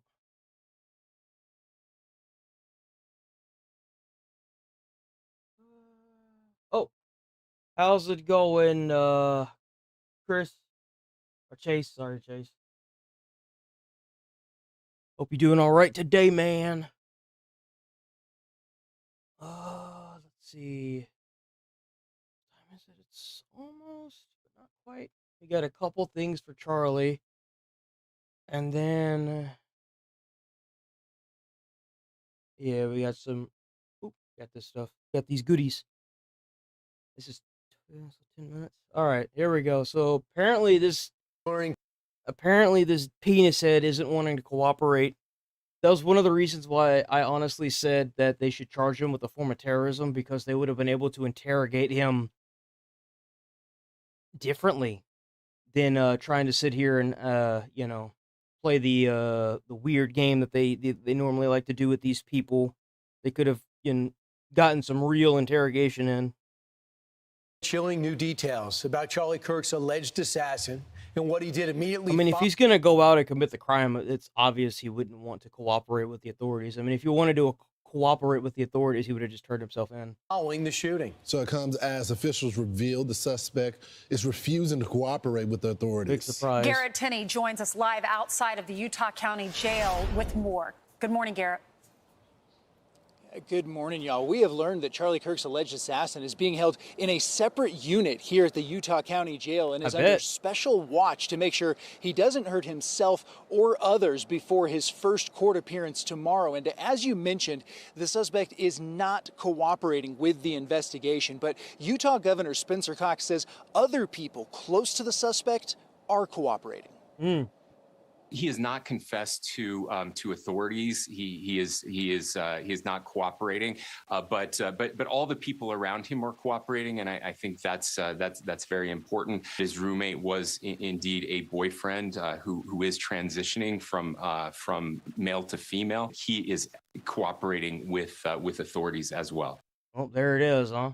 Investigators are also trying to put together a. That's what I was saying before. Is like, you got all these people gassing you up in your life, your friends and your families, or these weirdos that are online in these Discord chats that you've never met in real life, and then you meet them in real life, and you think that they're your bestest, most goodest friend ever, and then you go out and do something like this, and they're going to be the first people that turn on you, because nobody. I mean, you could sit here and talk trash all you want all day, but there's a fine line between talking trash and then going out and actually harming people. And obviously this guy didn't know the difference. So. Timeline for the suspect's radicalization, and officials say it appears to have happened over the last few years as the suspect was spending an increasing amount of time in the, quote, dark places of the internet.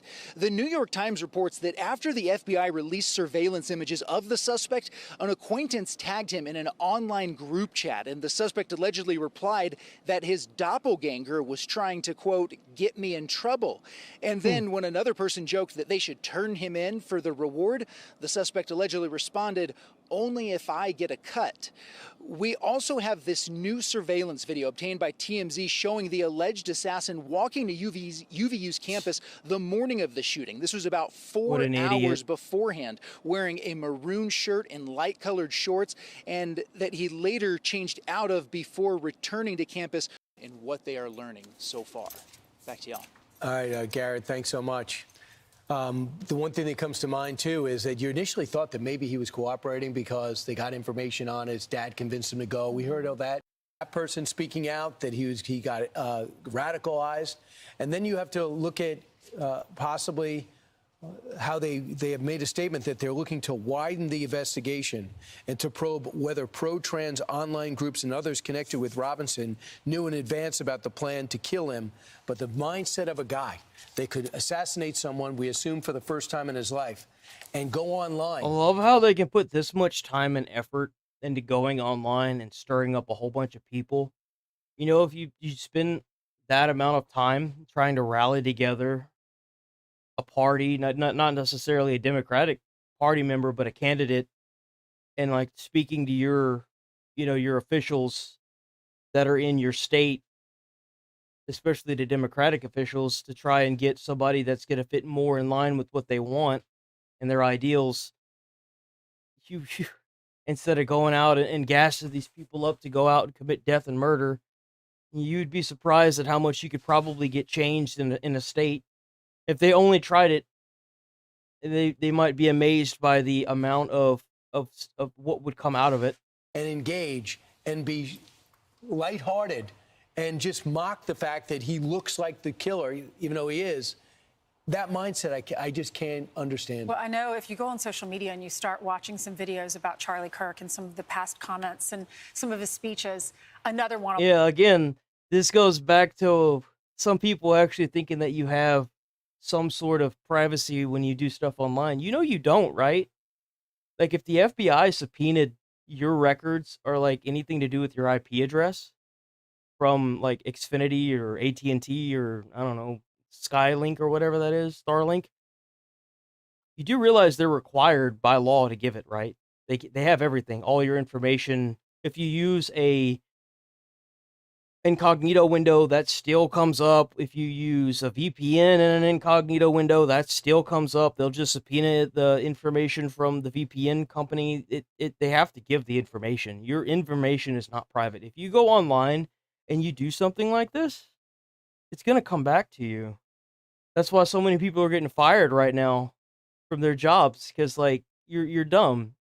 There is no privacy online. Pop up, and another one will pop up. So I spent a lot of the weekend going through a lot of what he has said in the past. I think we've learned a lot more about him, even in death, than we did in life. And then we were all craving some sort of a spiritual component yesterday. And Sean and I went to church, or we watched church online, a church we love in South Carolina. And they honored Charlie Kirk. The pastor said, could everyone please kneel and let's say a prayer for Charlie. He also remembered the family of the girl who was slain on the train in North Carolina. Charlie Kirk, in his priest's homily, masses are being offered across the country for the repose of his soul. So that's important for two reasons. There's a couple of things that still need to be the assassin. Okay, so obviously there was a They are trying to, I believe, I covered this over the weekend. Trump is trying to, supposedly, make a new law to charge for domestic terrorism. I think that's long overdue. A law to charge this kind of action as domestic terrorism is long overdue to happen. It should have happened sooner. Because once you charge somebody with domestic terrorism, like when you are charged with terrorism in general, you, in a sense, renounce your citizenship. Whenever they brought the Boston bombers in, they were able to interrogate them in ways that would violate, not necessarily violate, but would make it more like you brought in Osama and were trying to interrogate him. It made it easier, and you could use other sources of types of interrogations in order to get the information you need from them. And I think that's honestly what needs to happen. Like, this kind of person should end up if Guantanamo Bay was still open, he should be in Guantanamo Bay. He shouldn't be in a cell or a prison in the U.S. They should ship him off to an island where he can be with the other terrorists that got caught, Going on before. Did he discuss any of his plans before? He felt comfortable.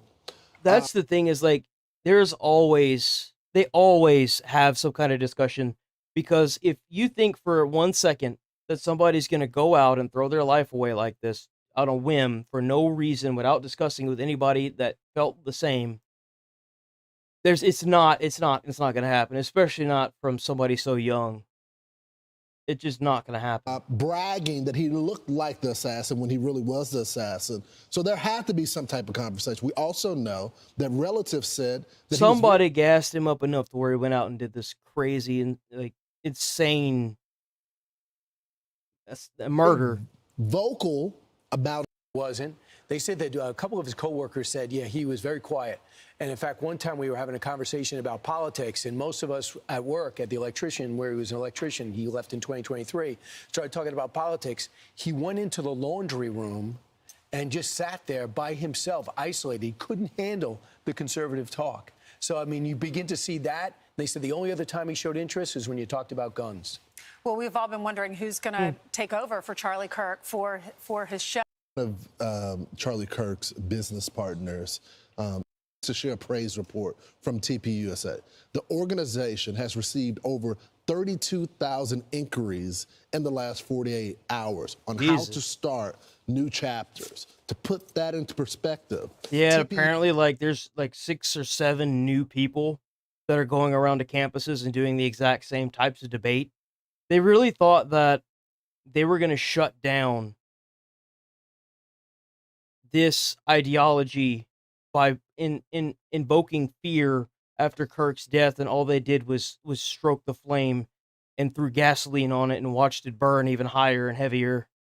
Like, you don't get rid of this mentality by killing the person involved. You make it worse. I mean, you would think that just by reading history and watching history with the Twin Towers and with all the people that lost their lives in that, and the Boston bombings, the Boston Marathon bombings, let me say it the right way, and the people that lost their lives, and the kid that lost his life in that, and, you know, everything that happened with that, all the limbs that got lost. It just, you don't kill the American spirit by doing this nonsense. You just make it burn hotter. You make it fight harder, and this is just a new style of terrorism, in my opinion. It's just a homebound terrorism that's here instead of from a foreign country. Faith around the world, like She used to be Miss Arizona, as I said last week, and she's normally. Wait, is that? responsible for my husband's assassination. Oh, shoot! That could be your way of. Hold on. That says his wife. That's Kirk's and I wife. was so impressed with this emotional. Here's a clip. Responsible for my husband's assassination have no idea what they have done. They killed Charlie because he preached a message of patriotism and peace, faith, and of God's merciful love. But they should all know this. If you thought that my husband's mission was powerful before, you have no idea. You have no idea what you just have unleashed across this entire country. Yep. And this world. You have no idea. You have no idea the fire that you have ignited within this wife. The cries of this widow will echo around the world like a battle cry.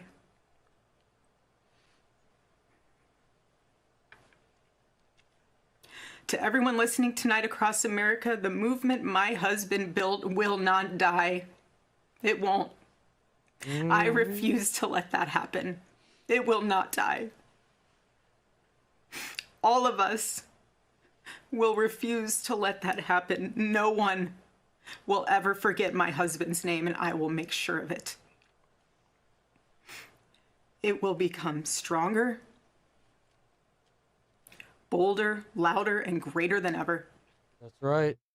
That knows Erica, she's a sweet person, and Man, oh man. And you know what's even sadder is, you know, the people that are saying that the First Amendment is, you know, like calling to violence is protected under the First Amendment. It's not.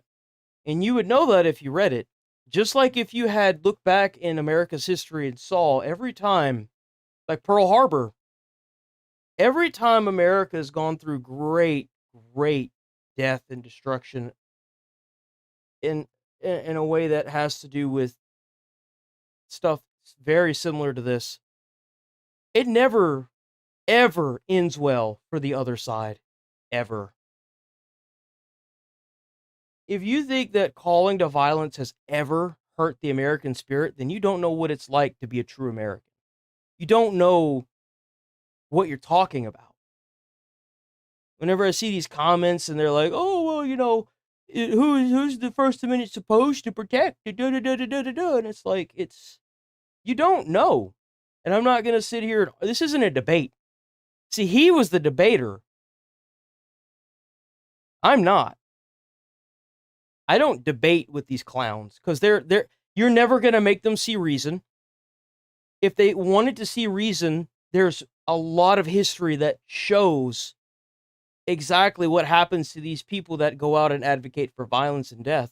It doesn't go well for them, especially when it's politically charged.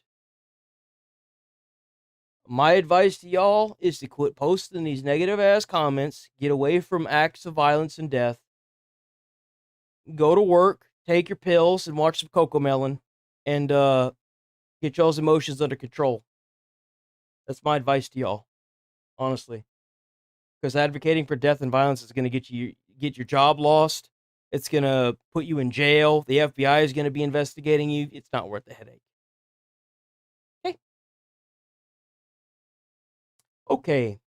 So apparently, we've got some morons that are vandalizing Kirk's grave. Because, you know, that's a thing that we have to worry about now. Ever since they got rid of their ability to break down statues of Washington and Lincoln and stuff, you know, now they're just going to go and vandalize this poor man, his grave. They can't just leave him alone, right? The memorial continues to grow outside of... What in the hell is this audio, my guy? What is this? You guys make millions of dollars and you can't get a good mic? What is this audio? Point headquarters Jesus. in Phoenix, Arizona, but obviously... Bro, it sounds like you talking in a butt crack. Like, what is that noise? Concern over the temperature rising about political violence, and we're seeing some of that today. And this, a post on social media from Fox News saying, Justin, a man has been arrested after vandalizing the Charlie Kirk Memorial outside of TP Bro, USA. Look at what he's doing. He's like kicking over the balloons and stuff. What a piece of crap. Headquarters in Arizona. Man, you gotta be a real piece of trash to go over and start like violating someone's memoriam. Like, what is wrong with you? Identified as a 19-year-old rider corral there. So we're also getting this video that I want to show you of some of this. You know, it's kind of crazy they got all these young people doing this because they know that anybody with any sense, like somebody that's older with any sense of, you know, actual history and a life of experience knows that this is just stupid. Same thing with those people that go out and burn those flags, and then I get comments in the section that's like, they're like, oh well, you know, veterans are burning those flags too, and I'm just like, did you actually serve or were you a mechanic? That's what I need to know. Like that's really what I need to know. Did you serve or were you a mechanic? Because there's a difference there. Oh, but there's a difference. If you go out and you've got bullets clapping off your fucking ass cheeks, you served. If you watched your friends, God forbid, I don't wish this, you know, you watch your friends unfortunately meet the fate of God, you served. If you sit in that base and they're bringing you blown up vehicles for you to repair, yeah, you served, but it ain't the same. Because we've been diving into the latest with just some of this memorial growing, but this was the scene that was captured by Fox News a little bit earlier on. You can see people addressing this individual, potentially vandalizing what was going on there with this memorial. That's crazy. People stepping in, just average citizens, not necessarily law enforcement, but ultimately law enforcement did get involved as this suspect identified as a 19-year-old, as a man is arrested. So you can see police, Phoenix police, there on hand, putting this individual in handcuffs or zip ties just across the street, as so much has grown since Wednesday. And we saw the initial outpouring for Charlie Kirk, the conservative commentator there in Arizona, a group that he founded a dozen years ago, co-founded a dozen years ago. Obviously, you see this individual now being let off is the memorial balloons, flowers, flags showcased on hand, and that is concerned. He's smiling too. You see him smiling? The memorial What an absolute balloons, idiot. flowers, flags showcased on hand, and that is concerned potentially for next week. Any outside agitators, that is a kind of term that police, law enforcement have been using, but obviously concerned in terms of that with the memorial. They're gonna have to set up guards just to arrest people that decide to go over there and destroy the memory of Kirk. Man, it's kind of crazy. That's the going to be taking memoriam, place next week in Glendale, Arizona, a very large venue, the NFL stadium of the Arizona Cardinals. Again, a live picture right there at that venue. But we're seeing different memorials pop up. This was the scene of where that initial vandalism, the arrest took place earlier on today. You really think you're going to stop that, dude? Look at all that. Yo, I don't think I've seen this many people turn out to something since, Michael Jackson. Michael Jackson had these popping up all over the U.S. I haven't seen anything this big since Michael Jackson died. Honestly, this guy made a movement. Like, he made a statement. It has quieted down a significant margin, but just the amount. It just really sucks that his freedom of speech had to be violated, dude. It really sucks. It really does, man.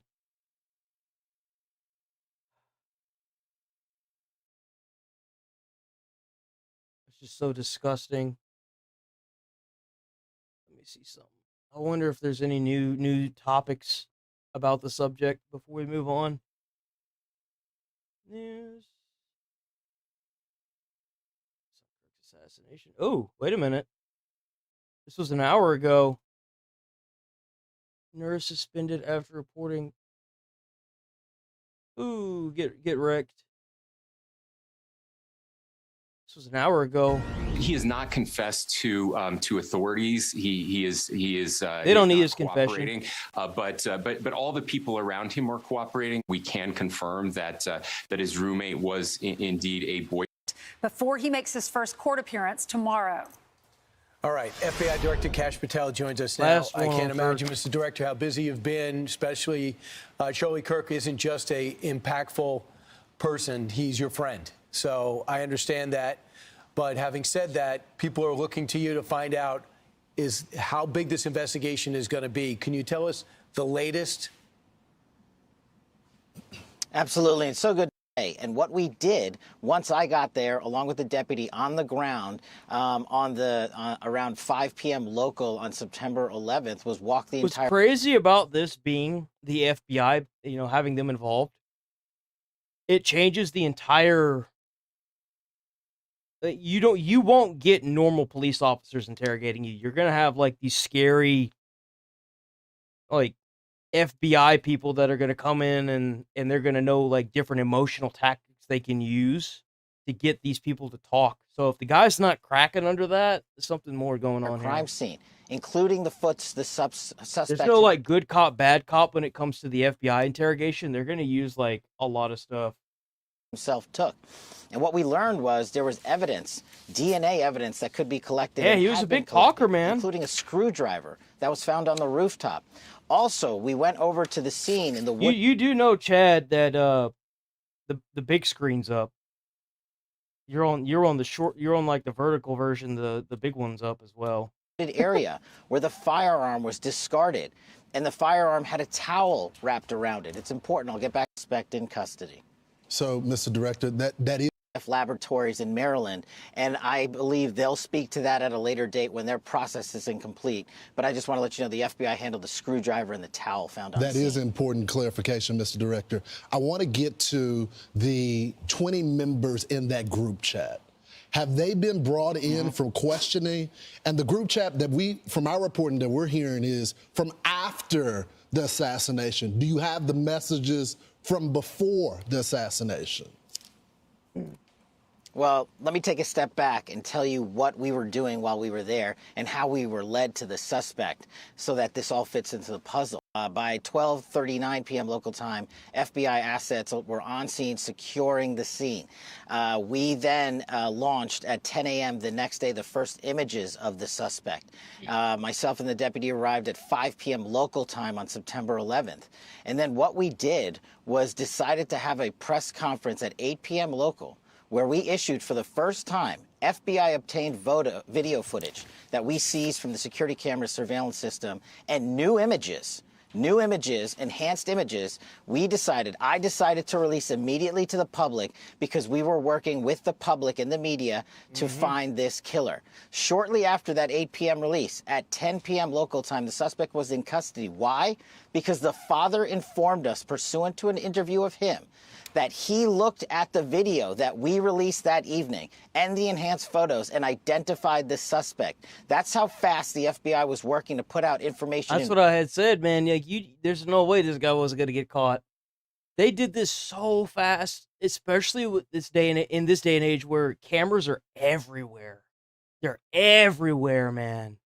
Doorbell cams, security cams, just people with phones everywhere with some of the most advanced 4K cameras in the world just on your phone. Like, come real on. time. And for a comparative sake, the Boston bombing, the FBI didn't release images for 3 days. We know we didn't have 3 days. See how often they're comparing this to the Boston. This is so much like the Boston bombing, because you have to realize that the people that did those bombs, they were Americans that were like, they were from a foreign country, but they came over. And I don't know if they were second generation, like if their parents had passed it on to them or something, but they were Americans. They were here. They weren't going to go anywhere. Made an executive decision on an investigative and operational need, and it turned out to be the right move because the men and women of the FBI said that's what we should be doing. Yeah, we knew when that video was released, we said it here on Fox and Friends, someone's going to recognize this person because someone to effectuate legal process. We have to go out there with search warrants so that if prosecutors want to later use this evidence, it's not tainted by being illegally obtained. Yep. We, the FBI, are running the investigation pointedly on the Discord communications of the suspect and other individuals he was speaking with. This is critical information that the FBI processed and got to prosecutors so they can lawfully use it in a court of law. Yep. In these last couple of years. See, they don't need a confession. Because, I mean, the guy is obviously guilty. They've got video footage of him leaving. They've got him going down the stairs. Like, they have all the footage they need of this guy to prove that he was there and he did it. So they don't need him to talk, but it would be nice to know if this isn't some form of terrorist cell that is being activated. That honestly, like, that's really what they need the information of like who gassed him up to the point where he actually went out and did this. Was there some, like outside figure, like what was going on? That's why they get all the evidence and they branch out from everyone in his inner circle, then his outer circle, then the branch just keeps getting bigger and bigger. They're going to know everything. Like I said, they're going to know everything about this guy once they get him in 24 hours, and they already do. And I'm sure there's a lot of stuff they haven't said for obvious reasons, but he had a text message exchange, the suspect, with another individual, in which he claimed that he had an opportunity to take out Charlie Kirk, and he was going to do it because of his hatred for what Charlie stood for. Those are factually accurate investigatory findings by the FBI that we've handed over to the local authorities and the federal authorities to make their prosecutorial decisions. But I believe in this instance of such public importance, the public has a right to know. And I've told you I'm committed to transparency, and that's what I'm doing here today. Why didn't that person that he was talking to, why didn't that person say something? Our investigation is ongoing. They need to get that person as well. They need to put him behind jail. Put him in jail. And we don't have an answer on that just yet. But Mr. Director, you're because right. Supposedly, I guess what I'm hearing, unless I'm misunderstanding, so a person gassed him up and then put the gun there and was like, "If you want your chance, here's your chance." And then he went and did it. And where's that person at? Well, who's that? Who's that person that actually lined this up for him? Job is not to speak. Because the gun wasn't his. But you do have the BAU, the Behavior Analysis Unit, that are there. And my source... Yeah, the Behavior Analysis Unit. Oh, yeah, they're They're checking his behavior, all right. This is people that are within the Bureau and outside that used to be FBI. Or anywhere else that is going to say we are not looking at X or Y. We are looking at the facts, and that is why we are releasing the facts in record fashion. If you go back and look at historical cases like Luigi Mangione and the Boston bombing, how long did it take the Bureau to release information to the public? We're not doing that. Those two manhunts took 5 days, and they happened in downtown major... Yeah, they did crack down on this in 3 days. Like, you realize that they got this guy so quick? And they were so transparent with this. I gotta give them credit where credit's due. Like, they got this guy quick. Metropolis is. They did not jack around with this. Suspect in 33 hours because we were transparent and open with the American public, and we're going to continue to do that. So anyone that thinks that the FBI is not on top of its game and that me and the deputy and everybody in leadership in our Salt Lake City field office in Quantico is doing anything politically, I'm not having it. And if you've heard anything else about it, they are lying to you. We're on it. That's why it's so important that you came on, and we're thrilled you are. Yeah, and he came on to Fox to talk about it as well. Like, that's. But we, the FBI, are investigating. As I said, our investigation is our partners, as we're doing in real time. The summarize basically saying, the suspect wrote a note saying, I have the opportunity to take out Charlie Kirk, and I'm going to take it. That note was written before the shooting. Evidence of its existence, we now have learned, existed before the shooting, was in the location in the suspect and partner's home. But we have since learned that the note, even though it has been destroyed, we have found forensic evidence of the note, and we have confirmed what that note says because of... God damn! Bro, he probably, like, burnt that shit and dipped it in some acid, and they was like, oh, look at this little particle here. Give us like 5 minutes. We'll put it back together. Oh, it said this. Bro destroyed the evidence and they were able to put it back together. Bro got cooked. Of our aggressive... Yeah, damn. So, Mr. Director, I'm curious, and there has been some Jesus. criticism. So I appreciate you coming on our program and discussing it with our audience. Can you tell us what was happening on the ground? Apparently, according to sources, you weren't getting some information, you requested photos, and you were being stonewalled. Now, I think it's important to know there's always some sort of tension between local cops on the ground and the feds. They want to handle their own investigation, but of course, with an investigation of this magnitude, you have to step in, you have the resources. But can you explain, was it the local field office, was it the state police? What was going on? So the local authorities have been fantastic. Okay. The local sheriff, the state PD have been wonderful. And any investigation, as you hinted to, of this magnitude has so many people in it because I'd made the decision to surge so many resources. And to get the information up to me was of the utmost priority. So I worked... quickly. It's nice to see. I really hope he's not lying. It's nice to see a supervisor do what their practice what they're preaching, as it were. Make it to you. Who did not... led to you posting that out there to find a director that has been more transparent and more willing. Well, he's been pretty honest so far, so I'll take it. I will take it. Yes, sir. Good stuff. Oh man, we got to cover. We got to cover the internet clown. This was 3 days ago. Here we go. Streamer is back online posting more evidence against himself while he's still currently fighting for his freedom and his creating... Is he really still posting stupid shit? Bro, come on, man. What are you doing? Criminal trial. What is he thinking? Actually, at this point, it's probably safe to assume that he's not thinking. I think he's just stupid, honestly. I don't know what's going on. I don't know what's happening. I don't know what's happening. I don't know what's going on. Oh my god, dude. All he has to do is keep his foot out of his mouth and stay offline. Sorry, I don't know what's happening. I don't know. How does this fool have a YouTube channel? How? How do they allow this thing to have a YouTube channel? I don't know what's going on. Oh. I don't know. I don't know what's going on. My ringtone. I don't know what's happening. After 3 months of silence on YouTube, Johnny Somali is suddenly posting every single day again. 7 videos a week with titles like "First time in Korea and chaos begins." Why he would post that, I don't know. First time seeing There's a black no woman. way this clown still has a YouTube channel. There is no way. No. There's no way.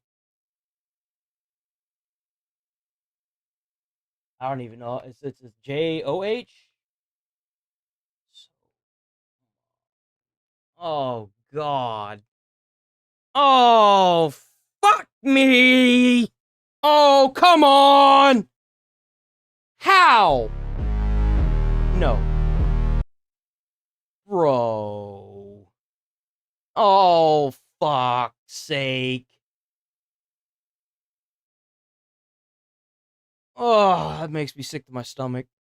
In a video that's definitely foreshadowing titled, "I got approached by a Korean intelligence agent." So, and I mean, at the rate he's posting right now, there's no doubt there'll be way more stuff up in time for his next court date. And that also gives the prosecution plenty of time to go through all this and just keep adding charges. Because as of now, they've been adding new charges before every single court date. How did he get and he just gave them way more ammo How for the it. hell did this fool get clout? Was it TikTok? How did he get clout? I don't understand. He wasn't on YouTube. He hasn't been banned yet. And obviously, since it's Johnny, we know the content is not just filler content of him eating. No, this is just him filming himself committing Doing crimes. dumb He is stuff. literally snitching on himself. So not only did this guy live stream all of this months ago and get in trouble for it, but now he's redistributing it just a little bit over a month before his next trial date. Dude, what are you doing? Essentially, the dude is just uploading his own court case highlight reel. But again, Johnny is banned from streaming, so there aren't any new streams. He's re-uploading things that he's already done, stuff that's actively getting brought up in court, like this. Ringtone. Get out. Why would Get you out. continue to upload stuff? Come on, guy. Let me tap my buddy. Oh, Is this new? He's walking up to you like you know this walking up to you. Just okay. leave, bro. Before this. God damn, we got president. It's okay. Bye bye. You can't fight that. We just got kicked off the bus, bro. And after checking, his channel is monetized, so he's essentially trading a harsher sentence for a couple of dollars of YouTube ad revenue because all he— How much money? Hold on. I should have just left this channel up. I should have just left this channel up, god damn it. No. Stop. Bro, he's barely getting any actual money off of this. He's making like as much money as I am. It's gonna take me like 3 months to get $100. I'm at like 40-something now. People need to watch my content, man. I just gotta like and repost it and sub. How? Yeah, no, like this, they're like 2,000, especially on this style of content. He's probably barely making like $3-4. 1,000 views on a video, it's not that much. It's really not. What he's doing here is feeding prosecutors fresh material to just throw onto the pile that's already massive of charges. Then on top of that, it could easily be argued in court that he doesn't feel sorry for his actions since he's literally sitting here reposting all of his worst decisions in a highlight reel. And the trial's been going on for the better part of the year with updates coming out almost monthly. So a refresher, Johnny Somali is a disrespectful IRL streamer who made a career out of harassing strangers. In Japan, it got him chased down by locals and forced out of the country. In South Korea, it escalated to 8 criminal charges. 4 of those are business obstruction charges, 2 misdemeanors, and the 2 big ones are deepfake distribution charges. And not to mention, he also threatened a judge. I see he's got I showed how his most recent trial date went, and he admitted guilt to 6 charges, including 4 obstruction counts, but also refused to plead. So he's facing, I think, an upwards of 5 or 6 years. At max, it'll be 12. Unfortunately, it's not the long sentence that we all strive for, but you know, I'll take 5 or 6 years. I really feel like 12 would be better, but I doubt we'll get that. Guilty on the deepfake charges, but the judge would be too sympathetic after he literally said this to the judge and the judge's family anyway. Judge, The prosecutor y'all can suck my causing anxiety by carrying a fish. Tell the judge. How stupid can you be as a human being? I feel like this is every person that's advocating for Charlie Kirk's death right there. Look into his eyes. You can suck my. I'll bring a fish to your mother's house. But I digress. That's And at this crazy. point, experts I spoke to in Seoul were saying that they're expecting him to get anywhere from like 3 to 8 years. So with the way charges keep stacking, he can easily get the maximum of that. And his Only next court 8 is date the set max? for October 29th, Bro, which that's like makes nothing. this YouTube spree so incredibly dumb, it's almost poetic. He's weeks away from trial, and instead of shutting up, he's uploading daily harassment tapes, the exact type of behavior that got him arrested and if he doesn't even have anymore. But is he actively, I guess it matters, is he actively going out and doing this again? Oh my God, that was crazy. That was crazy. You like, bro, he shoved me. Chat, he that released Discord messages and chat logs. Even the people closest to him started leaking because they quickly realized sticking by him was not loyalty, it was just setting their own money on fire. Oh, yeah. That was around the time that Hank made comments about that he was cutting off Johnny, which, considering that Hank did show up to Johnny's last court appearance, I'm unsure how true that actually is. It could have just been a cover, so that way he you know, they think that he's moved somewhere else. They quit harassing him, maybe. Discord leads show that the people he once thought was loyal to him are now exposing him. So the YouTube 'cause videos basically confirm that he's definitely low on cash and he's definitely low on allies. So what could his next steps be? Well, there was that plan to escape into international waters, which is a fascinating plan to put it lightly. He talked about renting a boat or an inflatable raft and streaming himself sailing into international waters. That's so the idea stupid. being that once he hits open international waters, he's then untouchable. And let's be honest, that sounds way less of a plan and more like a setup for a Darwin Award. Because there's no way this dude makes it past the Korean coastline without being picked up again. And even if he did, where is he going? Like from Busan, where he was planning on sailing out from, you have Japan, which he's banned from, and North Korea. I don't think it's really advised to go there. So it's safe to say both of those are terrible ideas for very different reasons. But some people... Please send him to North Korea. Please do it. I want a stream of him walking across the North Korean line. Please do it. I will stream that stream. Are joking, saying he would be a celebrity in North Korea due to all of his South Korea hate, but also, let's be real here, that's not really happening, and the internet is just so limited in North Korea. You gotta be some kind of stupid to think that. Any of those people even know him. Because let's be real, the few people with internet there are probably busy scamming or hacking people in South Korea. Freedom of speech does not protect you praising North Korean regime or Kim Jong-un, the North Korean. And it doesn't protect you when you're in a different country, guy. That's like if you went to someone else's house and you decided to like eat all their food. Like, come on, man. Leader, North Korea, Kim Jong-un.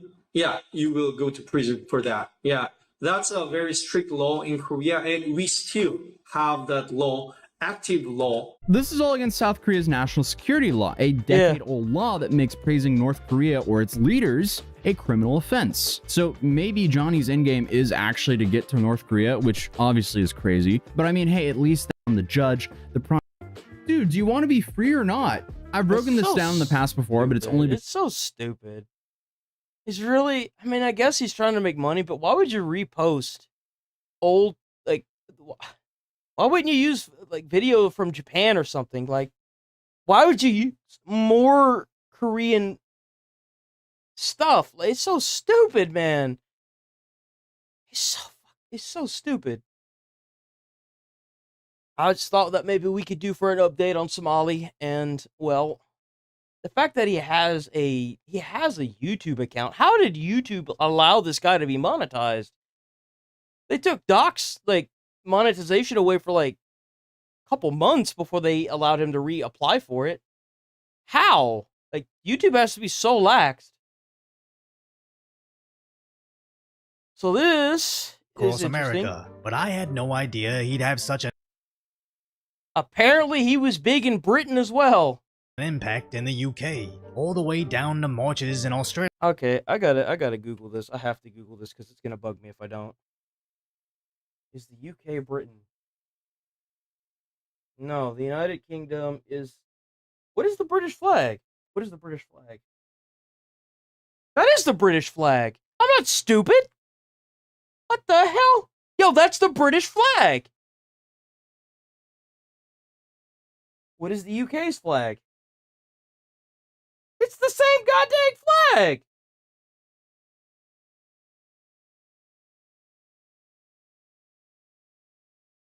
What? Huh? Yo. That's weird. Cloak. That's trippy. I had no idea he'd have such an impact in the UK, all the way down. Anytime I see that flag, that I don't even know what that flag's called. When I see that flag, I automatically think of Austin Powers and down to marches in Australia and back up to movements in South Korea, where ironically this reminds me of those recent riots in France 4 days ago where the far left burned a Korean restaurant in protest of French leadership. As these concurrent protests just highlight the key differences between again, I don't care what side's doing it. Violence is bad. Advocating for violence is a no-no, and it is not freedom of speech. I love how whenever you call that out and then you copy and paste the First Amendment, and then you emphasize, you put in parentheses, 7 parentheses, and somehow it goes from that argument to some other stupid argument. Violence bad. It against law. No good. Violence bad. Peace good. How? Jesus. And the right. As reportedly, this TikTok was about Charlie. The best part of this whole thing is that he is not martyr material. So, oh, what's it like being wrong? his death will mean nothing.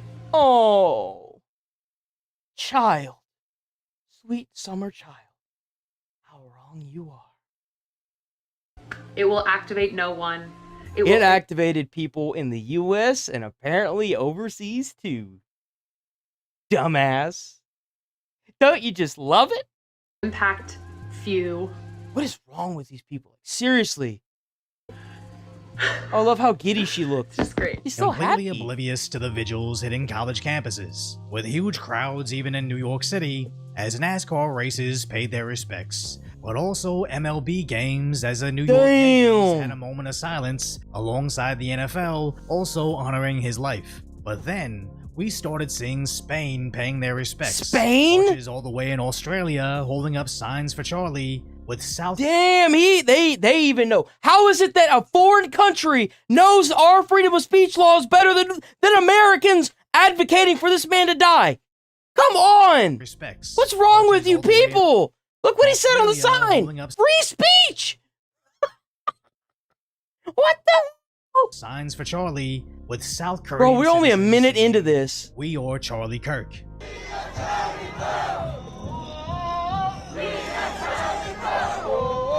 Where we all knew the assassination of Charlie Kirk was going to ignite American conservatives and moderates, but nobody could have imagined. Oh, the name of the flag? I don't know. Become the face of freedom for the entire planet. As at the UK's Unite the Kingdom March, which was reported as 110,000 people, Union Jack. It was more likely millions. Oh, the Union flag is what it's called. Revolution. There's been a globalist revolution for 20 years. We are the counter-revolution. It's not going anywhere, mate. Carrying posters of not only Charlie Kirk, but his entire family, as they all rallied behind his memory. Jesus. Charlie's family, we all pray for you. Bro, it is like Michael Jackson all over again. Good Lord.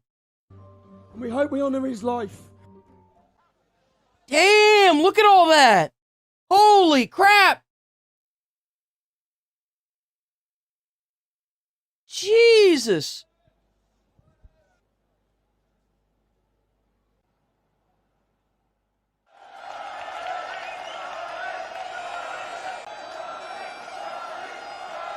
So, of course, the left tried to make this about the spooky far-right.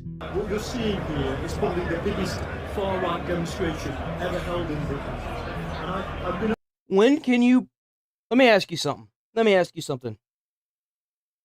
When are you going to put down your shield and sword? Or your... Actually, you know what? Better yet. I'm going to use an Asmongold reference in light of his not being around. So these people are walking around with these things called crosses, and they want somebody to stake them to it, because that's what they want. They want this. Why they want it, I don't know. When are you going to put your cross down and realize that you don't have to get staked to a cross? You don't have to be insane to realize when somebody's rights have been violated. You don't have to be left or right. You don't have to be either side. I'm neither side. Legal mindset is neither side. But whenever I see a person's rights get violated, I'm going to say it how it is. I'm going to say a lot of people that voted for Democrats are probably going to vote Republican now. Because they see all the turmoil that's going on in LA, they see all the turmoil that's going on in Chicago and DC, and they don't want any part of that. You don't have to be left or right to see when something is wrong with the people that are involved with it. This crime, and I think it's obvious that many of the people who are wearing our flag. You're advocating for death. Obviously, there's a problem when you want somebody to get, that's not okay. You can't just want that. There is something wrong with you. As a badge of their own white identity and as a mark of hatred of our multicultural, multinational society. But who knew the UK's far right was so diverse? Oh,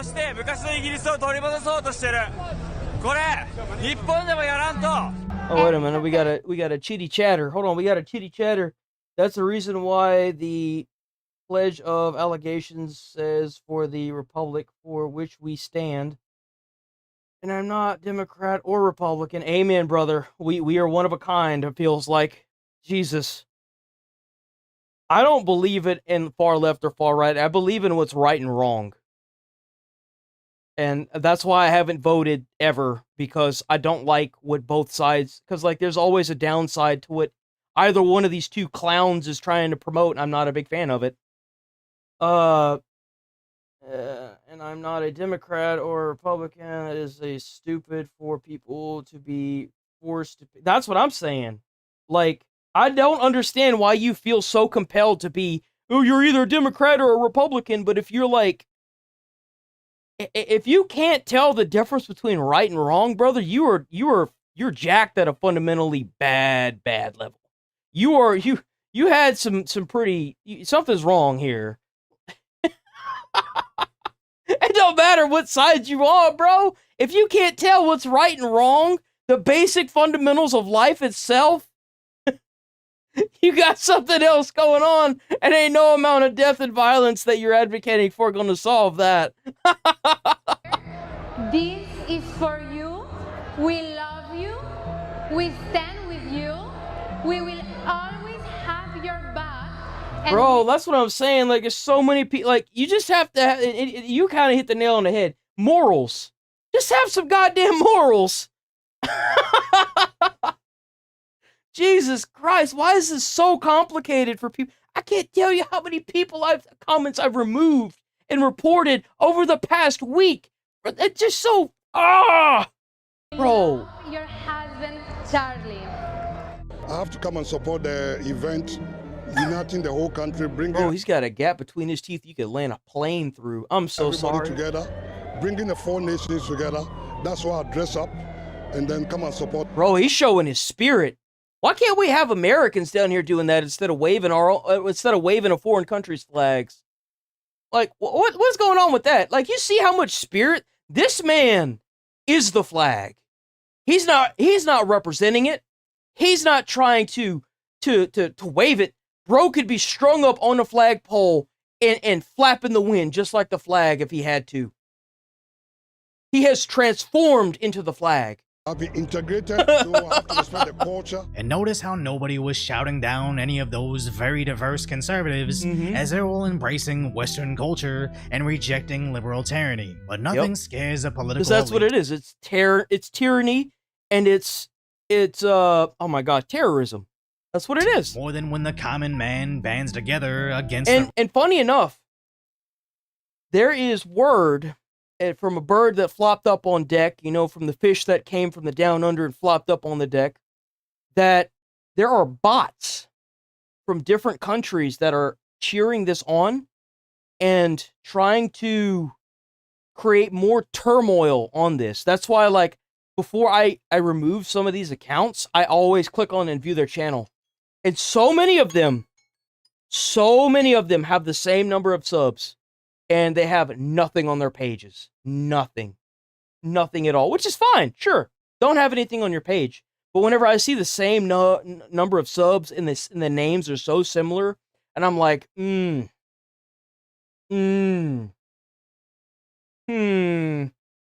class. So they immediately went back to their same old tired playbook. They're not celebrating the far right or far left movements, idiots. They're just trying to mourn for somebody's death. Since, like, come on. What is this? And look at all these weirdos. Protesters that mysteriously get these signs left behind by these mysterious figures, who they later discovered are funded by none other than... Oh, damn. There it is. Paid protesters, boys.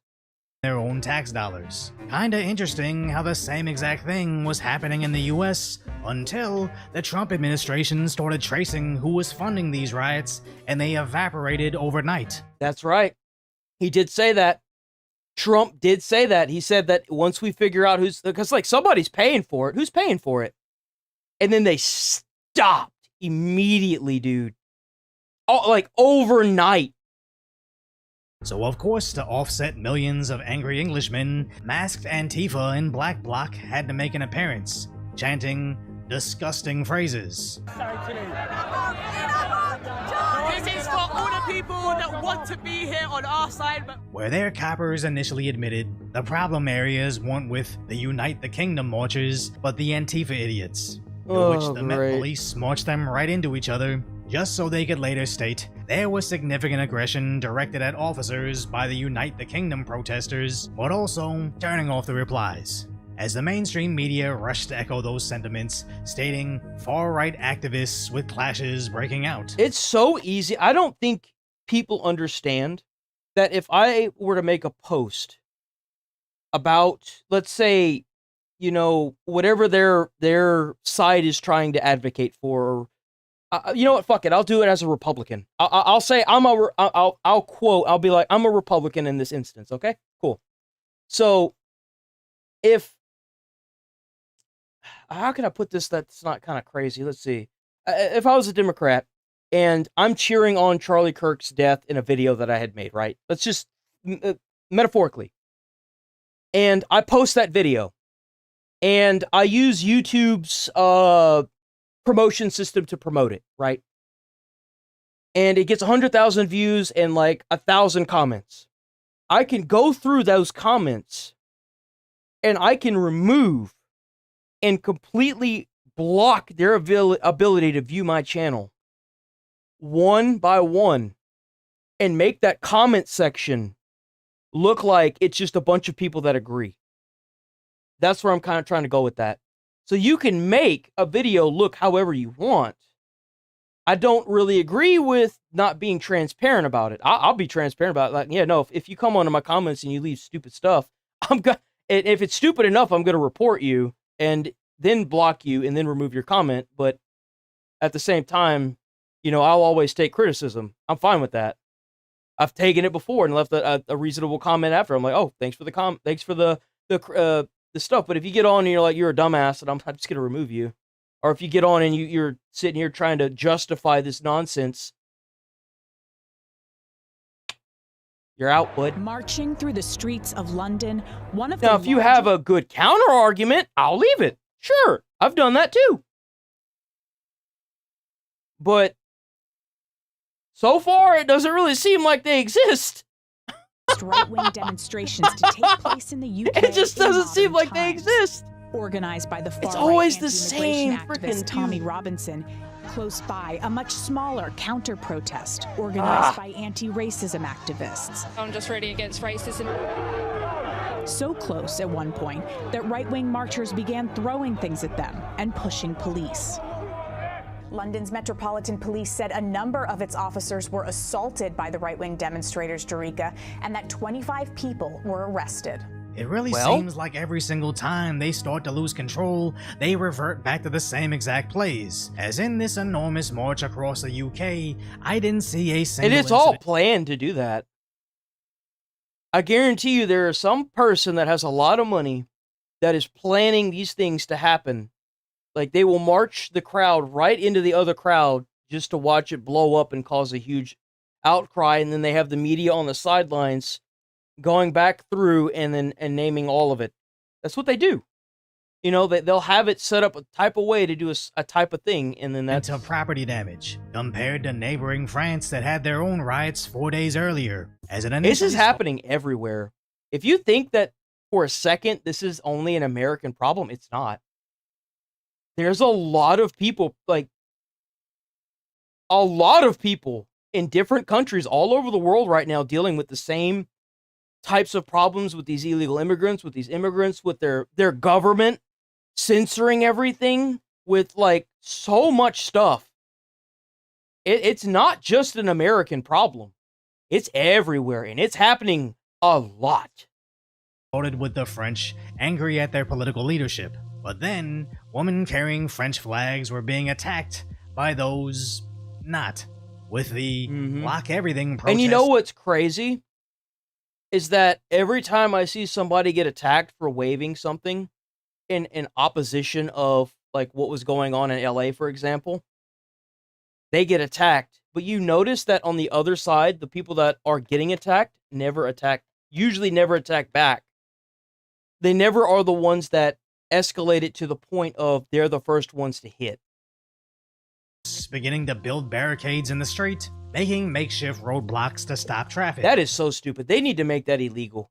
If you're sitting there blocking up the street, you are no longer peacefully protesting. If you're burning stuff on the street, you are rioting, brother.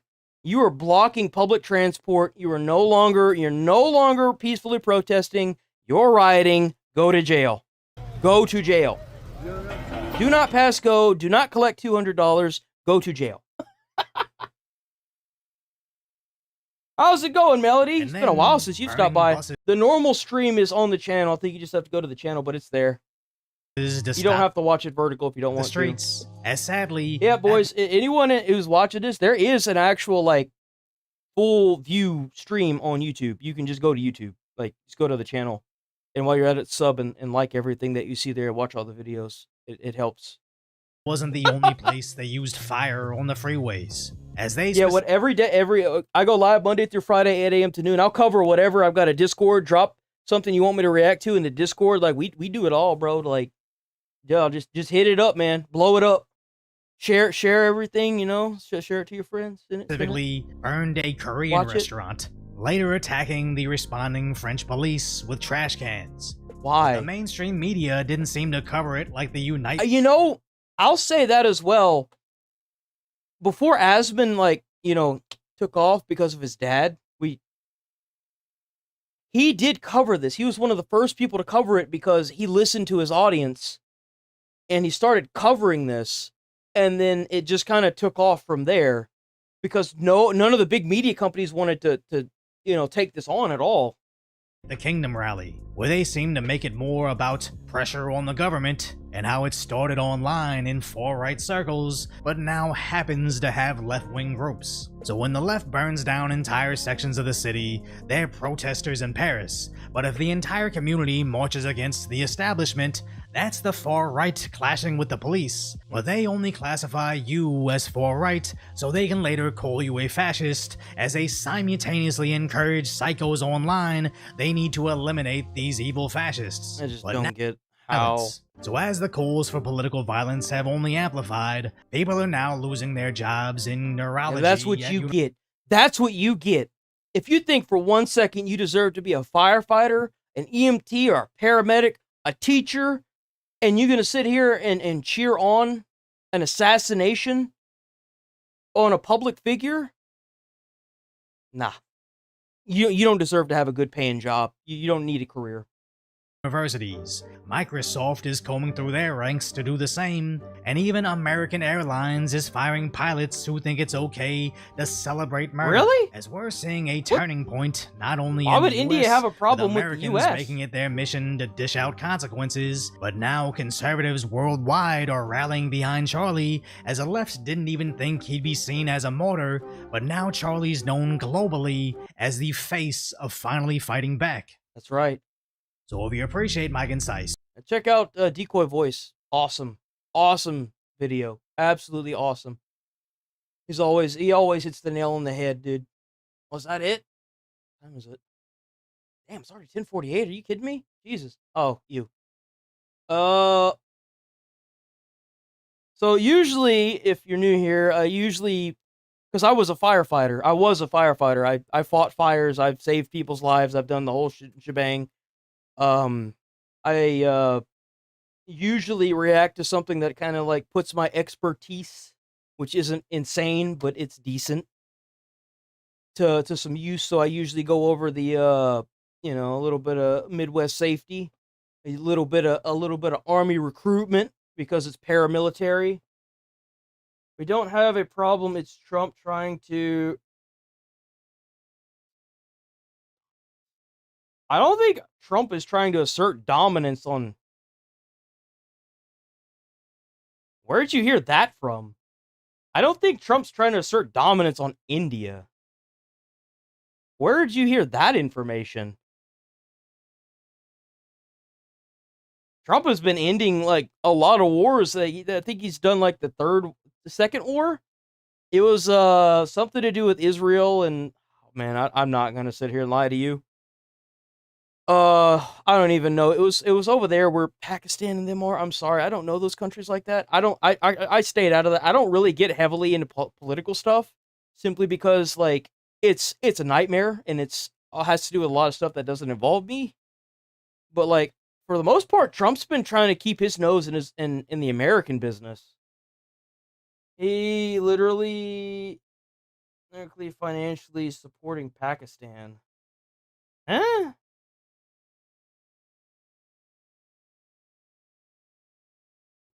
He literally metaphorically financially supporting Pakistan.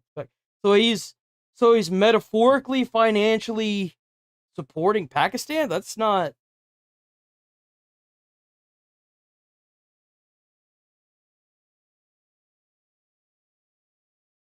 Yeah, but he's imposing double taxes on everybody. It's not just to India.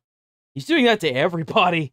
And you should be thankful, because some of the other countries he's put like triple or quadruple. I mean, look at what he's doing to Russia right now.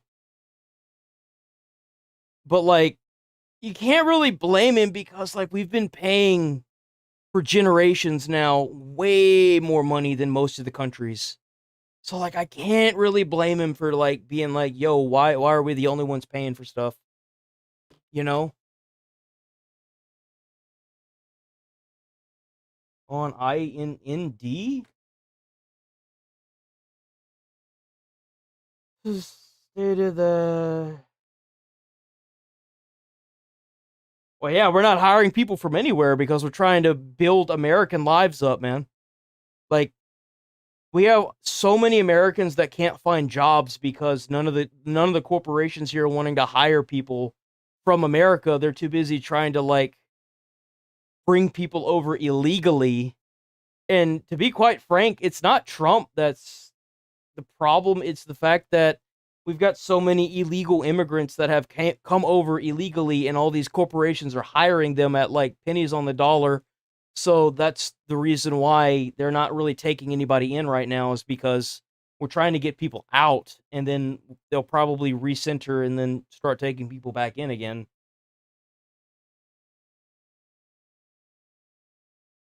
You know, it's funny you say that, because I used to know a couple friends actually, that always tried to get in the IT section of a lot of companies.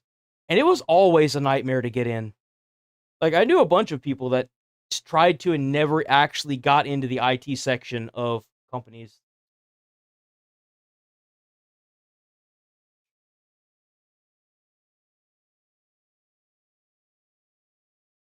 Like, I wouldn't take it personally.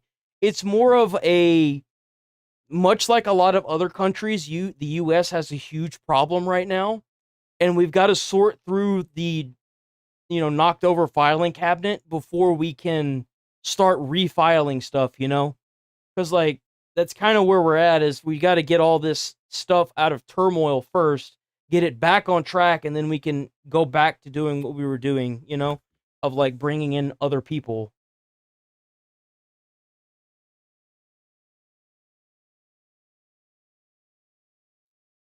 And that is true. Nigel does bring up a good point. Any tariffs come back to the U.S. As the consumer. So, like, whatever y'all are paying, we also have to pay. It comes back to us, because whenever you guys have to pay double taxes on stuff, it's going to come back to haunt.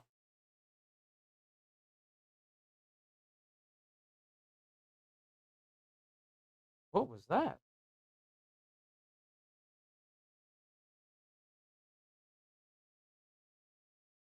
That was weird. What the fuck was that? Hello? Am I still here?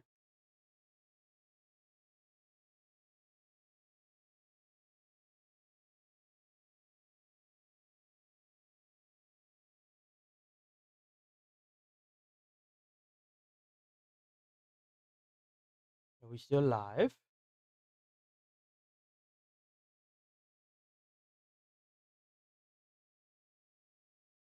Oh, Lord have mercy. What is going on?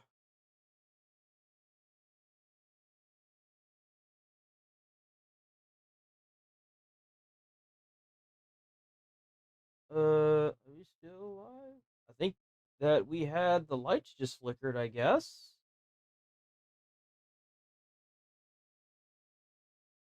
I'm not sure what happened. I hope that I am still live. Come on, piece of junk. Bro, I hate this TV so much. HDMI 1, come on.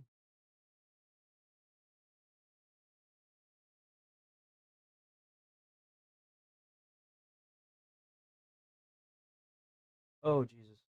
Hold on. Are we still live? That is the question. Live. That is the question. I guess we're still live. The lights flickered.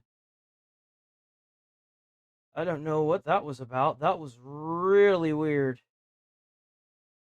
It didn't seem to shut everything or anything off, I hope. All my chats got closed. What in the hell is going on? That's weird.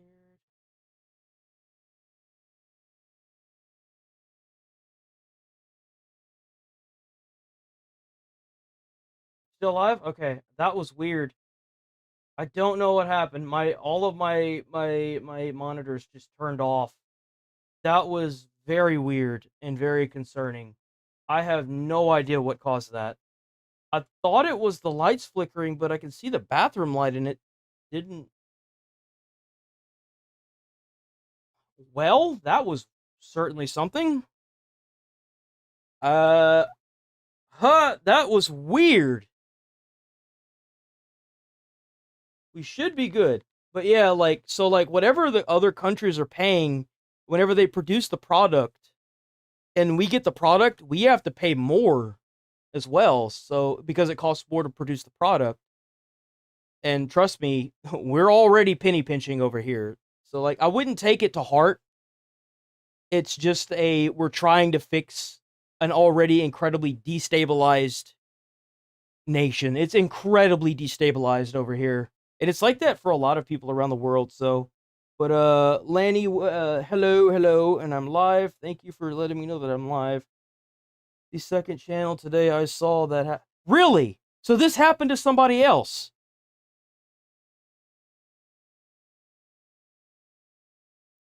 They're listening, boys. They're listening. I'm gonna use the bathroom. Hopefully this doesn't happen again, because that was incredibly inconvenient. And then we might have to save the recruitment video tomorrow at the end of the stream, but we're gonna hit this one up. We're gonna hit this one officer. Apparently this has to do with the shooting that happened, and apparently an officer lost his life. Let me use the bathroom.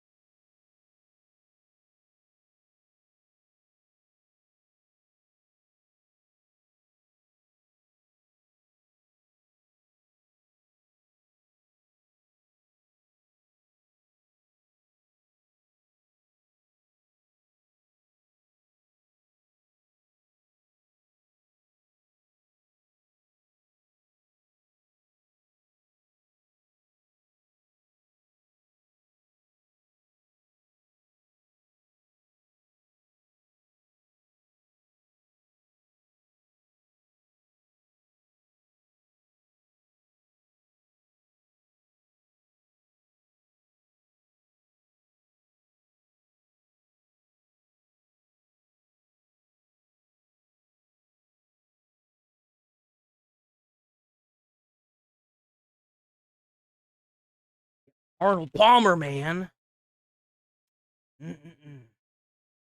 Alright. Okay, let's get to it. I know, right? It's all that's what I'm saying, dude. They listening. All lines. They're always watching.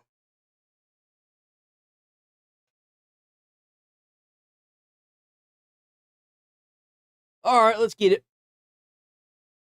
2025, Bloomfield officer Daniel Weaver, new to the department with 2 months of service. Oh, but check over out 4 Midwest years. Safety. They haven't struck my channel, which I'm very happy about. Thank you so much for not striking my channel. I was a firefighter. Please don't strike the channel.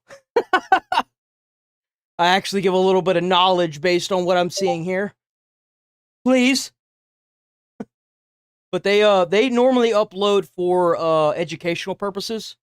And then I take that and then make fun of the stupid Karens that are idiots and get arrested for dumb reasons. And you know, acknowledge the firefighters that are on scene and talk about experiences that I've had as a firefighter. So like you guys kind of get like a double-sided thing from me. Prior experience, stopped a vehicle at a gas station after scanning the license plate and finding it was suspended for insurance issues. I didn't know that. I'm sorry. That's okay. Do you have your license? You can have a license plate suspended because you don't have insurance? That sucks.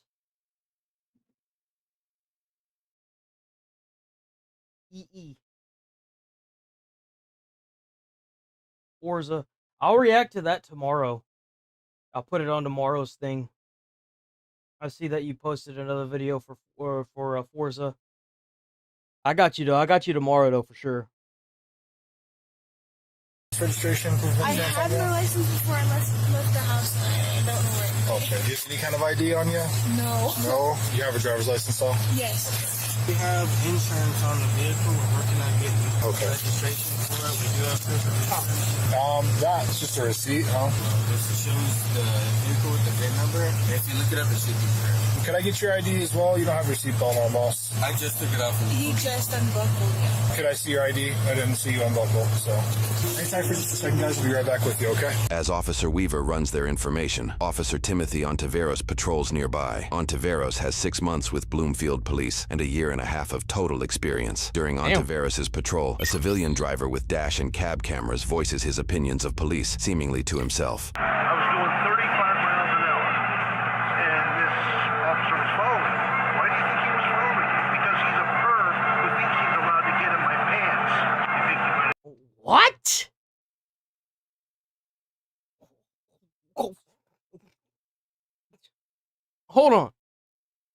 I have to like put the cells together to coordinate that into a sentence.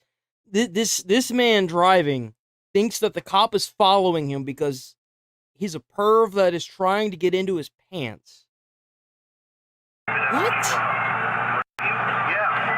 See, this is the kind of stuff I'm talking about right here. Is like people that go out and make dumb posts online. There's no way that they don't have this kind of mindset. This like so random, offset, like crazy thought. Like it's just mind-blowing mindset that just makes you like look at a comment and be like, what? Fear for your life? He's an armed thug, isn't he?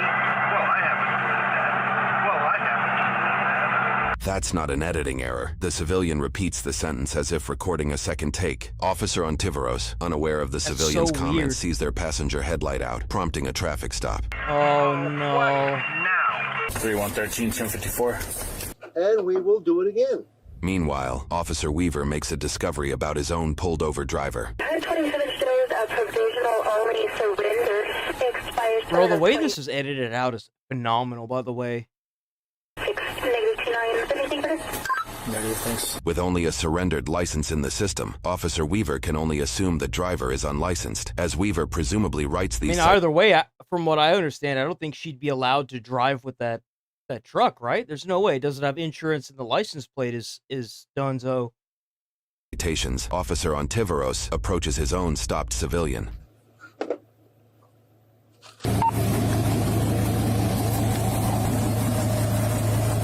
Hello, Officer Ontiveros, Bluefield Police. Yes, sir. You mind rolling down your window so I can talk to you? I can hear you just fine, thank you. Okay. So, the reason why I pulled you over is you ain't got a headlight. I saw it burn out on the way in. Okay, that's fine. So you're aware you don't have a headlight? Well, what I'm aware of is that it burned out. You got your driver's license, registration, insurance.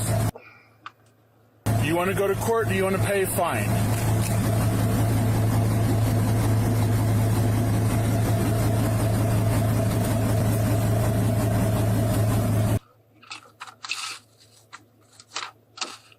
Stupid paper. So you don't want to roll down your window so I can hear you better?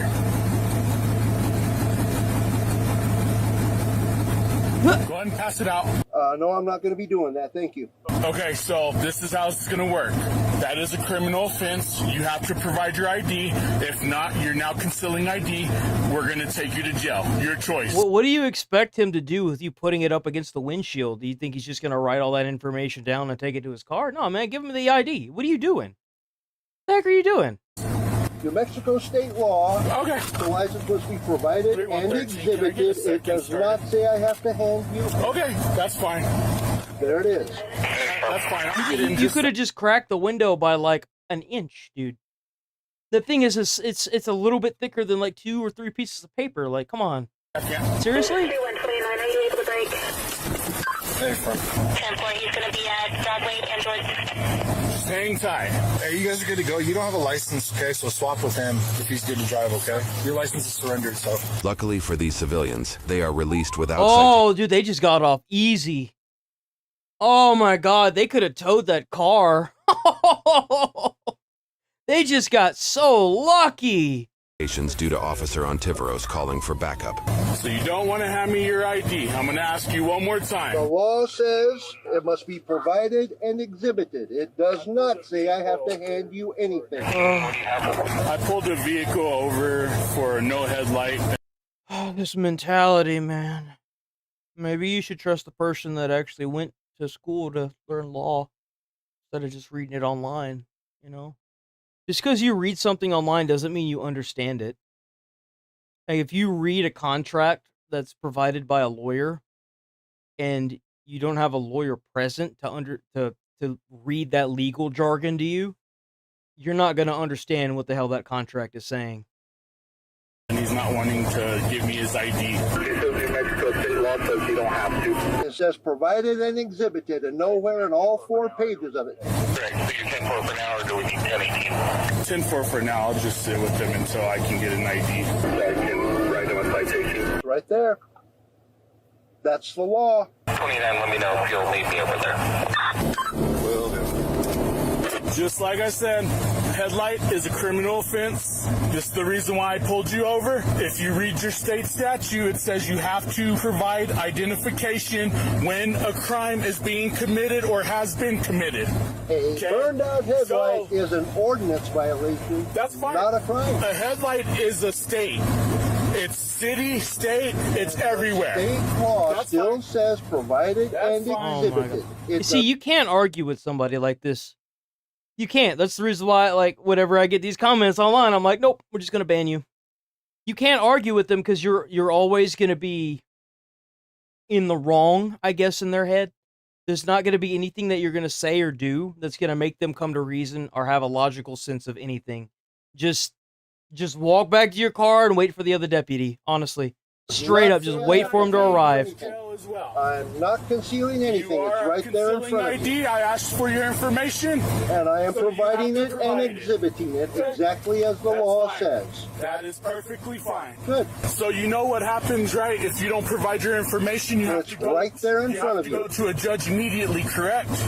That's not true either. That is, okay. I am within the law on this provided and exhibited, and you know it. Okay. You're just trying to get around it, and I'm not going to play your game. I just want to make sure you're aware of all of this. What I'm aware of is that you're trying to be a tyrannical, egomaniacal badge thug, and I'm not going to let you get away with it. I'm holding you to the law. You don't like the letter of the law? That's your problem. That's perfectly fine. We'll see about that. Officer Ontiveros in the That's like trying to have an argument online with some of these idiots, and then they lose their job, and then you're just like, oh, did you baby want a bottle?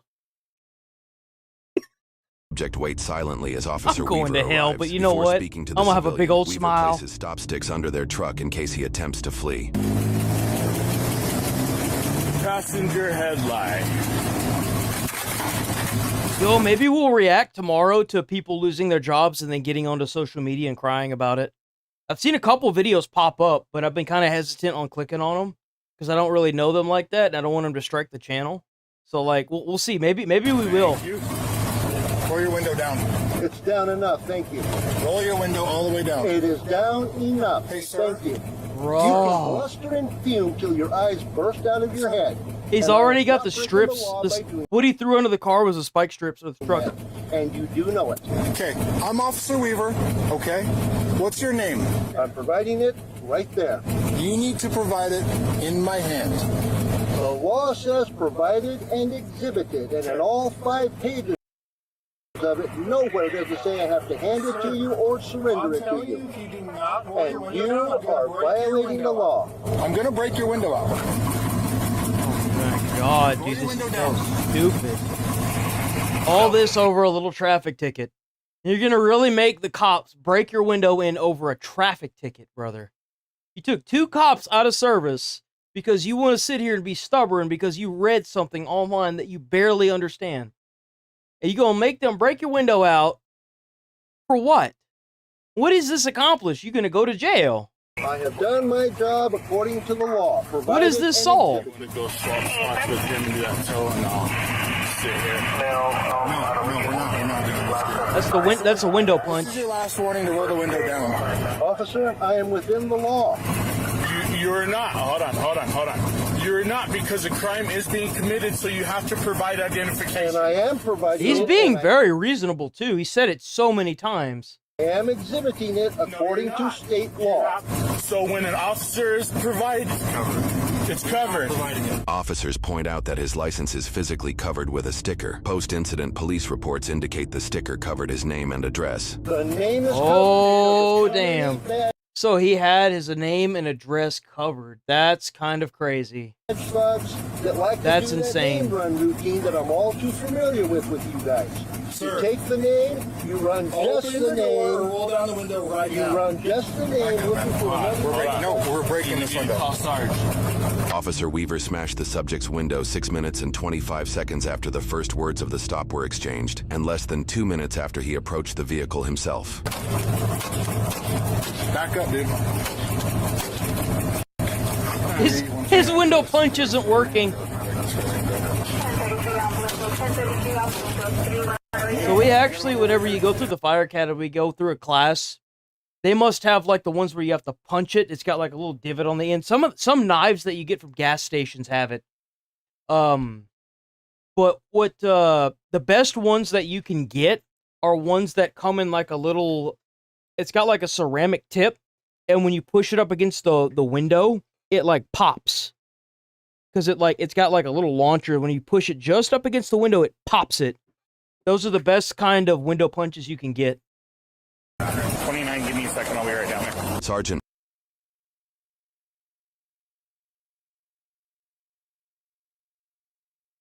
Yes, they some knives that you can get from a gas station have the window punch and a seatbelt cutter. That little blade that's like a little V at the very top of a knife or utility knife, that's a seatbelt cutter. You take that and you run it across the seatbelt to cut the seatbelt. Because apparently they don't seem to want to work whenever you're in you're in dire straits. Michael Wells, who was assisting another bastards officer never with want to an let you go. unrelated DWI investigation, leaves to respond to the escalating situation with Weaver and Ontiveros. You got a window breaker? Yeah. Let's pop it. Hold on, let's wait. Pop it, dude.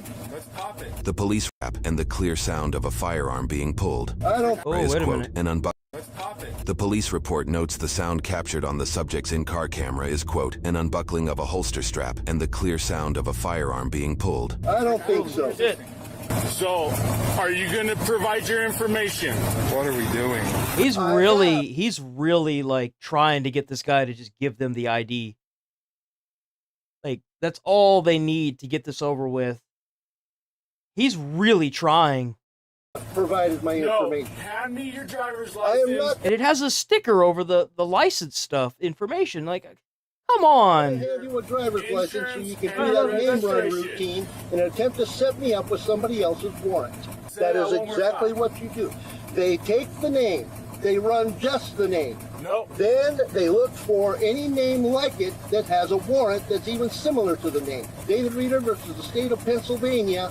That's what they proved. Where do you pull all this information from? Were you actually a police officer? I can't stand these people that sit here and come up with this crazy amount of like detail in something and they don't know anything about it. While no case was found under David Reeder versus Pennsylvania, his description of the case sounds like David Sosa versus Florida, where a man who shared names with a wanted individual was repeatedly misidentified, arrested, and held in jail, despite informing officers. The court sided with the officers in that case. They caught him on camera doing it. They ran just the name in an attempt to get away. Damn. I believe this is high-strength plexiglass because this is a four-wheel drive vehicle. It probably will break eventually. Jesus. Oh, they got another cop coming I out. don't understand your problems. I'm the one within the law. Because if you want to break the law on me, Is he gonna bust the other window? Criminal thug that you are. So you're going to open it? I am not going to open my window. I'm doing what the law says. Or what the hell is this windows made out of? Jesus, there's no way. Man, them Dodges back then were built different. Damn. You might want to get your sergeant out here. I am providing my information. 29, you guys on Jordan or on Broadway? We're right at the intersection. My window breaker's not working, so maybe yours will. I'm sorry you're having such a problem here, officer, but that is the letter of the law, provided and exhibited. That's an ordinance violation, not a crime. No, it is a crime. Your headlight is a crime. That's the reason why I'm trying to make contact. There it goes.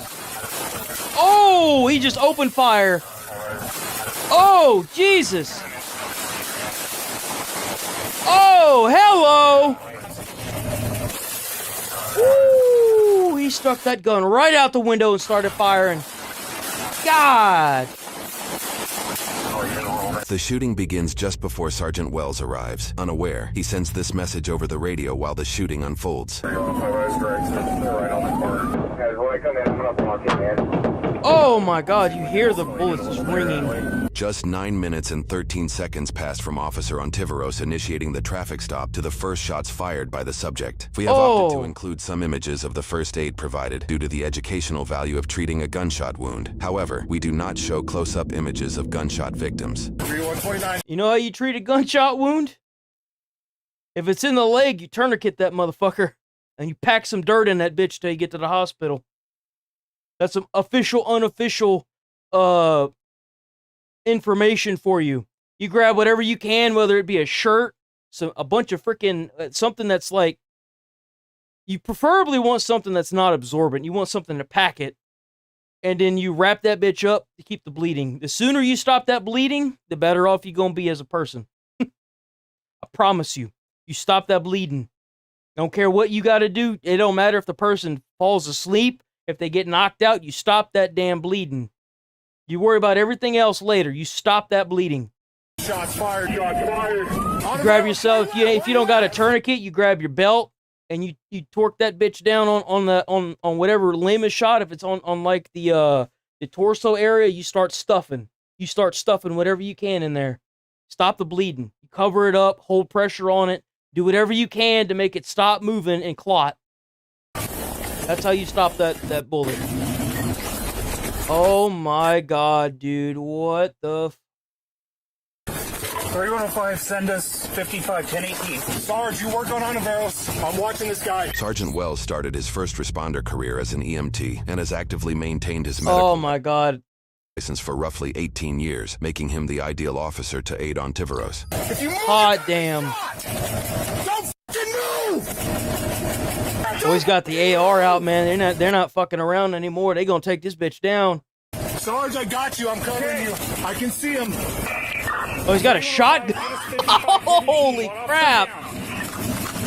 Oh, man, pull him out of there. Damn, I got you, man.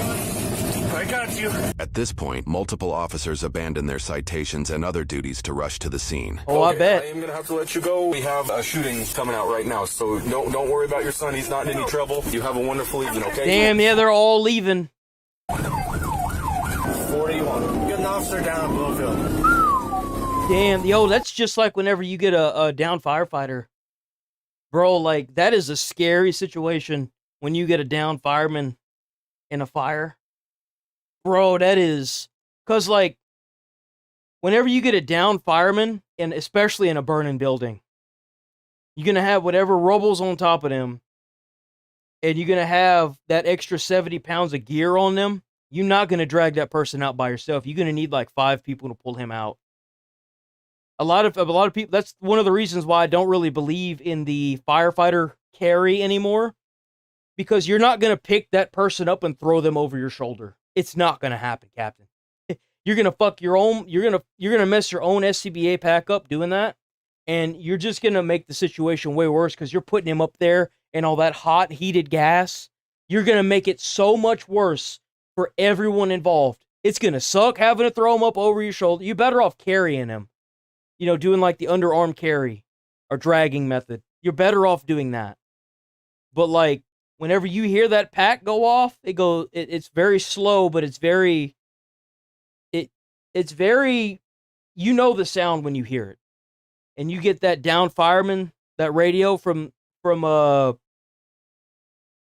command, which is usually whoever is in command of the situation. For most scenes, for most fire scenes, when you show up, I was the nozzleman. I'd go put out the fire. You'd always have your person behind you, if you had one. If not, it was your captain. And then you had the apparatus driver was always command. And so in some instances where it got real bad or like, you know, it was questionable, you had the fire chief. He would show up and he would take command. When you get a call that goes out for a down fireman, you get like 5 fire trucks at that point. They're all going to drop whatever they're doing, and they're coming to get your ass. Just focus on there. You've got about 4 units in front of you. If you move, you're going to be shot again. Do you want And what really sucks about this situation right here, what really, really sucks, is because this guy's not in handcuffs, they couldn't call the scene safe.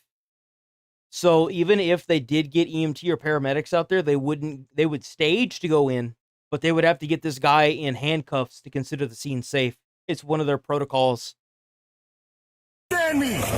Do not move! Because, like, firemen and EMTs and paramedics, they're not cops.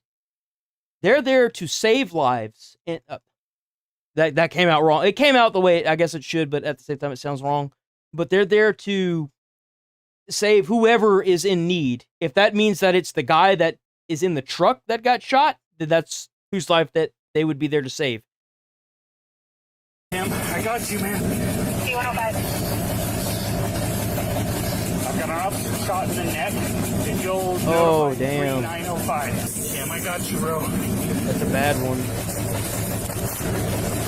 Male driver appears 10-7. I'm not able to render aid right now at this point. Tim.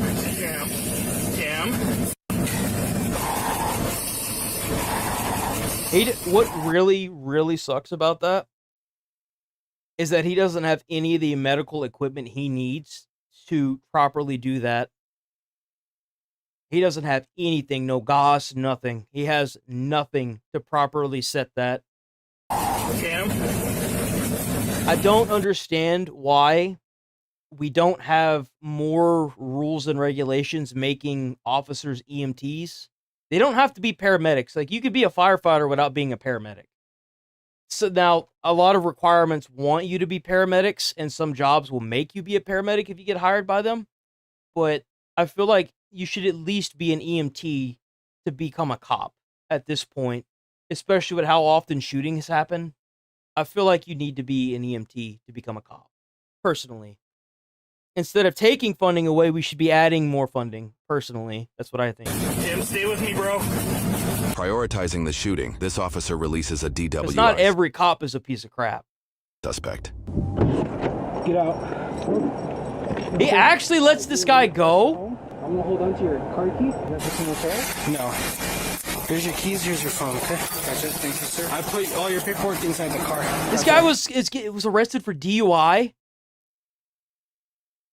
Or DUI, DWI? One of those, right? Driving while intoxicated. You got let go. Hey,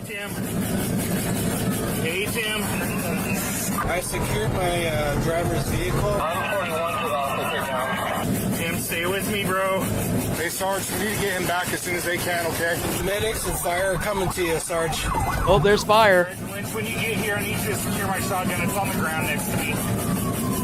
Is he conscious? No, he's not conscious. He's agonal respirations. I got a bullet. Oh, he's bad. He is in bad. Here, left chest. I've got one right. That's fire. You're doing great, Mike. I'm 97. Boss, is there any way you can move him away from the truck? Yeah, just a minute, Weaver. I got. Yeah, you hear him saying that?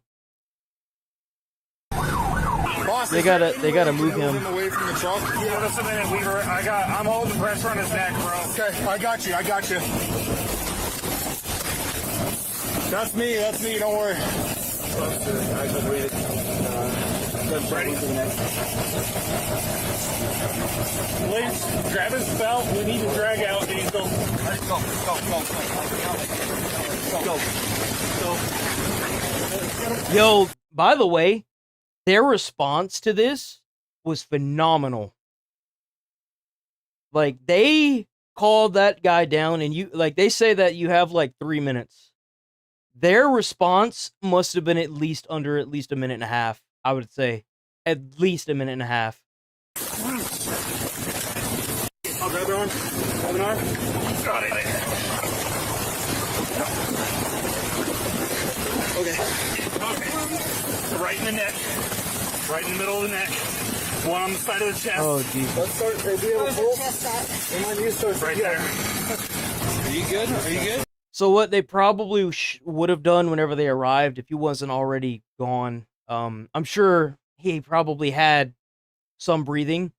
They should have probably rolled him over onto his side, so that way that blood wouldn't go down into his throat. If he had inhaled a lot of that blood, it could have made things a lot worse. Are you good? You sweep yourself? No, you got him? Sweet, yeah. Pretty bad, too. So what, he just unloaded the clip and then called it a day? He's breathing. He's got a pulse. It's a leak. Let's get him on the stretcher. 1, 2, 3, go. We're gonna need Traffic blocked off by Sunray, Andrea, and all those lights headed to the hospital.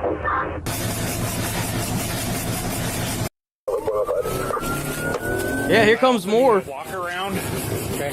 And make make sure we don't have anything struck anywhere. Okay, we're gonna get in front of the ambulance. They're probably gonna have to get Yeah,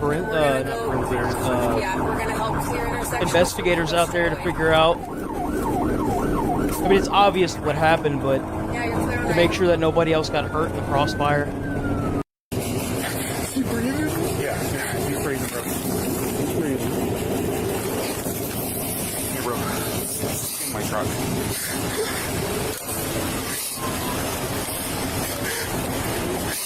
Go ahead and get in the left lane now that the ambulance made room for you. Okay. I'm gonna shut down your camera. I'm worried about him, dude. Two, bro.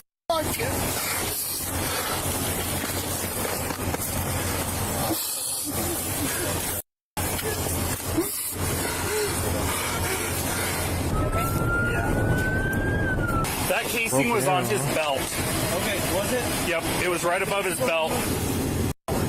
That's crazy. So he even had a holstered weapon in his vehicle, and he never even announced that. In the chest and in that. Get a crime scene tape. Crime scene tape. I'm okay. Neighbor's okay. Where else on the way to the ER? Okay, hold on, slow down. Go back. You stay behind the ambulance. Okay. Okay, come on. Let's go. I'll explain a little later, but... So, did the suspect... What's going on with him? Did he live? Did they shoot him at all? 5 or 6 in the back window there.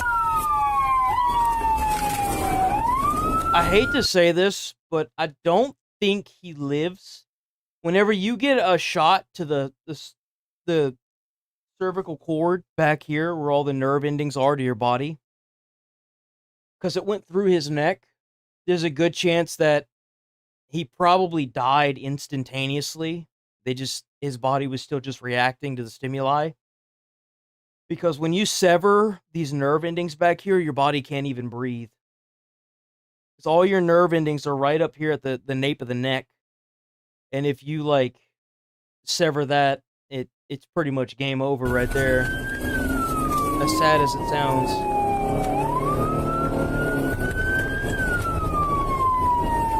See if May can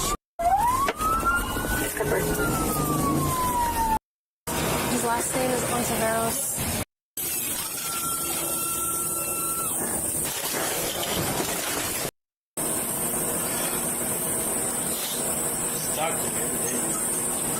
Insane, bro. Just talk. Okay. Exciting night. It's the last time I invite you over to my house. How's Lynch doing? Awesome. No one asked that. I'd always take my to him. One of them's an academy and the other one. I was like, hey, I gotta go. You're out of here, man. Have a good night. That's what I'm talking about. Mix in some questions here with Joe. He's quasi-immature. I don't want to get him in trouble, but he is kind of sort of mental. He carries knives, sometimes wears the knives on himself. He has been arrested. I just hope it's not Dennis. The next morning, Officer Ontiveros remained in the hospital while officials searched Dennis's vehicle, uncovering 18 knives, 10 axes, 3 hammers, a mace fashioned from 1-inch piping, a machete, and a coyote trap. It's information signed out on the trap. Staff and even VA clinic workers, criminal trespass, resisting an attempted aggravated assault with a deadly weapon. Jesus Christ, this guy already had a history of this. Of course he did. I mean, usually they do, right? In recent years, up to just a month before the incident, Dennis was charged for threatening retail, casino, medical staff, and even VA clinic work. Bro. This guy had a history. Of course he fucking did. Why was he out in general? Why? At the VA Bro, clinic. we need to crack down on that. Seriously. We need to have stricter laws if you want to walk around and threaten people like that and, cause problems in public spaces. You need to go to jail for, at minimum 10 years. This is ridiculous. He allegedly waited in line with an axe slung over Oh, his you shoulder. want to take a man's freedom away because he went around and threatened people in his store and waved a weapon? Yeah, I do, actually. You know why? Because a police officer's dead now because of that. Telling the clerk, "We do this my way or your way." He often called police himself. What? and even VA clinic workers. At the VA clinic, he allegedly waited in line with an axe slung over his shoulder, telling the clerk, "We do this my way or your way." Bro, what a freaking psychopath. Oh my God. That's insane. They let this guy out in the general... Come on. Called police himself, sharing he was armed and angry, keeping everyone safe, and that if he wasn't, a coroner would be needed. Victims also reported... What? And they let this guy out? Are you kidding me? He threatened to return with an AR-15 and shoot everyone. The police... Hello? What? How is this guy allowed to be out and about? Also notes a key detail about Dennis's vehicle. The headlight that prompted the stop was not just inoperable. The housing was physically broken. Investigators speculated Dennis may have tampered with it beforehand. Combined with his self-recordings and his clear disdain for the local department, the report suggests Dennis may have been seeking an incident that night. In a post-incident interview, Dennis's father said it was inevitable, adding he thought Dennis would shoot someone, but never expected it to be a police officer. About a week after, on June 1st, 2020, and you know, that's what's really sad about all of this. You talk to any of their family members, it's always the same thing. They always say the same thing. Yeah, it was going to happen. They just didn't think that it was going to happen in the way that it happened. And it's like, why don't you say something to somebody? 5. Officer Timothy Ontiveros passed away. His Damn, organs were he did lose his life. That sucks. donated, saving 3 lives. Reports post-operation... Damn, so he was an organ donor and he managed to save 3 lives because of that. That sucks. That absolutely sucks, man. indicate the recipients are doing We can't well. keep these freaks in prison where they belong. The investigation surrounding Dylan Weaver's conduct in the case is led by the San Juan County Sheriff's Office via their officer-involved shooting task force. It's the stance of the 11th Judicial District Attorney's Office that we're going to start reading Miranda on all these. Bear with me real quick. You have your attorney with you, but you have the right to remain silent. You still have the right to stop answering anytime. You understand me? Yes. Yeah. What type of training have you received in use of force or defensive actions? Starting out in the academy, completed basic SWAT school, as well as an advanced tactical workshop, mandatory in-service training. What type of window? He still failed to comply. I heard the shot. From that point, I remember feeling in fear for my life and in fear for Oliveros' life. Since you've been a cop, you've had to draw your firearm, present it to people. Yes. And they've become compliant at that point. And at that point. How did it make you feel personally to use the force you used? I didn't have a feeling when using that. What information did you know about it? Was out of necessity. That's how you should always feel whenever you have to pull a firearm on somebody. It was out of necessity. When you pull a firearm, you should be like, I'm gonna die. I need this weapon. Going around and waving your gun around at somebody for no reason. The suspect prior to this action? Nothing. As far as you know, you've never dealt with this individual? It's that old saying, don't ever point the end of that gun at anything you don't intend to kill. As of posting this video, the case remains under investigation. That sucks. Oh, man. Bro, that heats me up, bro. I'm not even gonna lie. All right. I'm rolling out of here, boys. I will be back on tomorrow bright and early, same time. It will be actually on time tomorrow, hopefully. Be back on tomorrow morning, bright and early. See you guys there. I'll have a bunch of this stream cut up and uploaded to YouTube if you guys want to revisit any of the topics, so they'll all be there. All the goodies. I think Saturday and Sunday are the only 2 days where I have new topics, like 2 new topics. Sometimes it's more, sometimes it's less, but this past weekend I was like, dude, I'm tired. I need a little bit of a break, so I did 2 videos with two of the same topics. But you know what I'm going at. I'm out of here.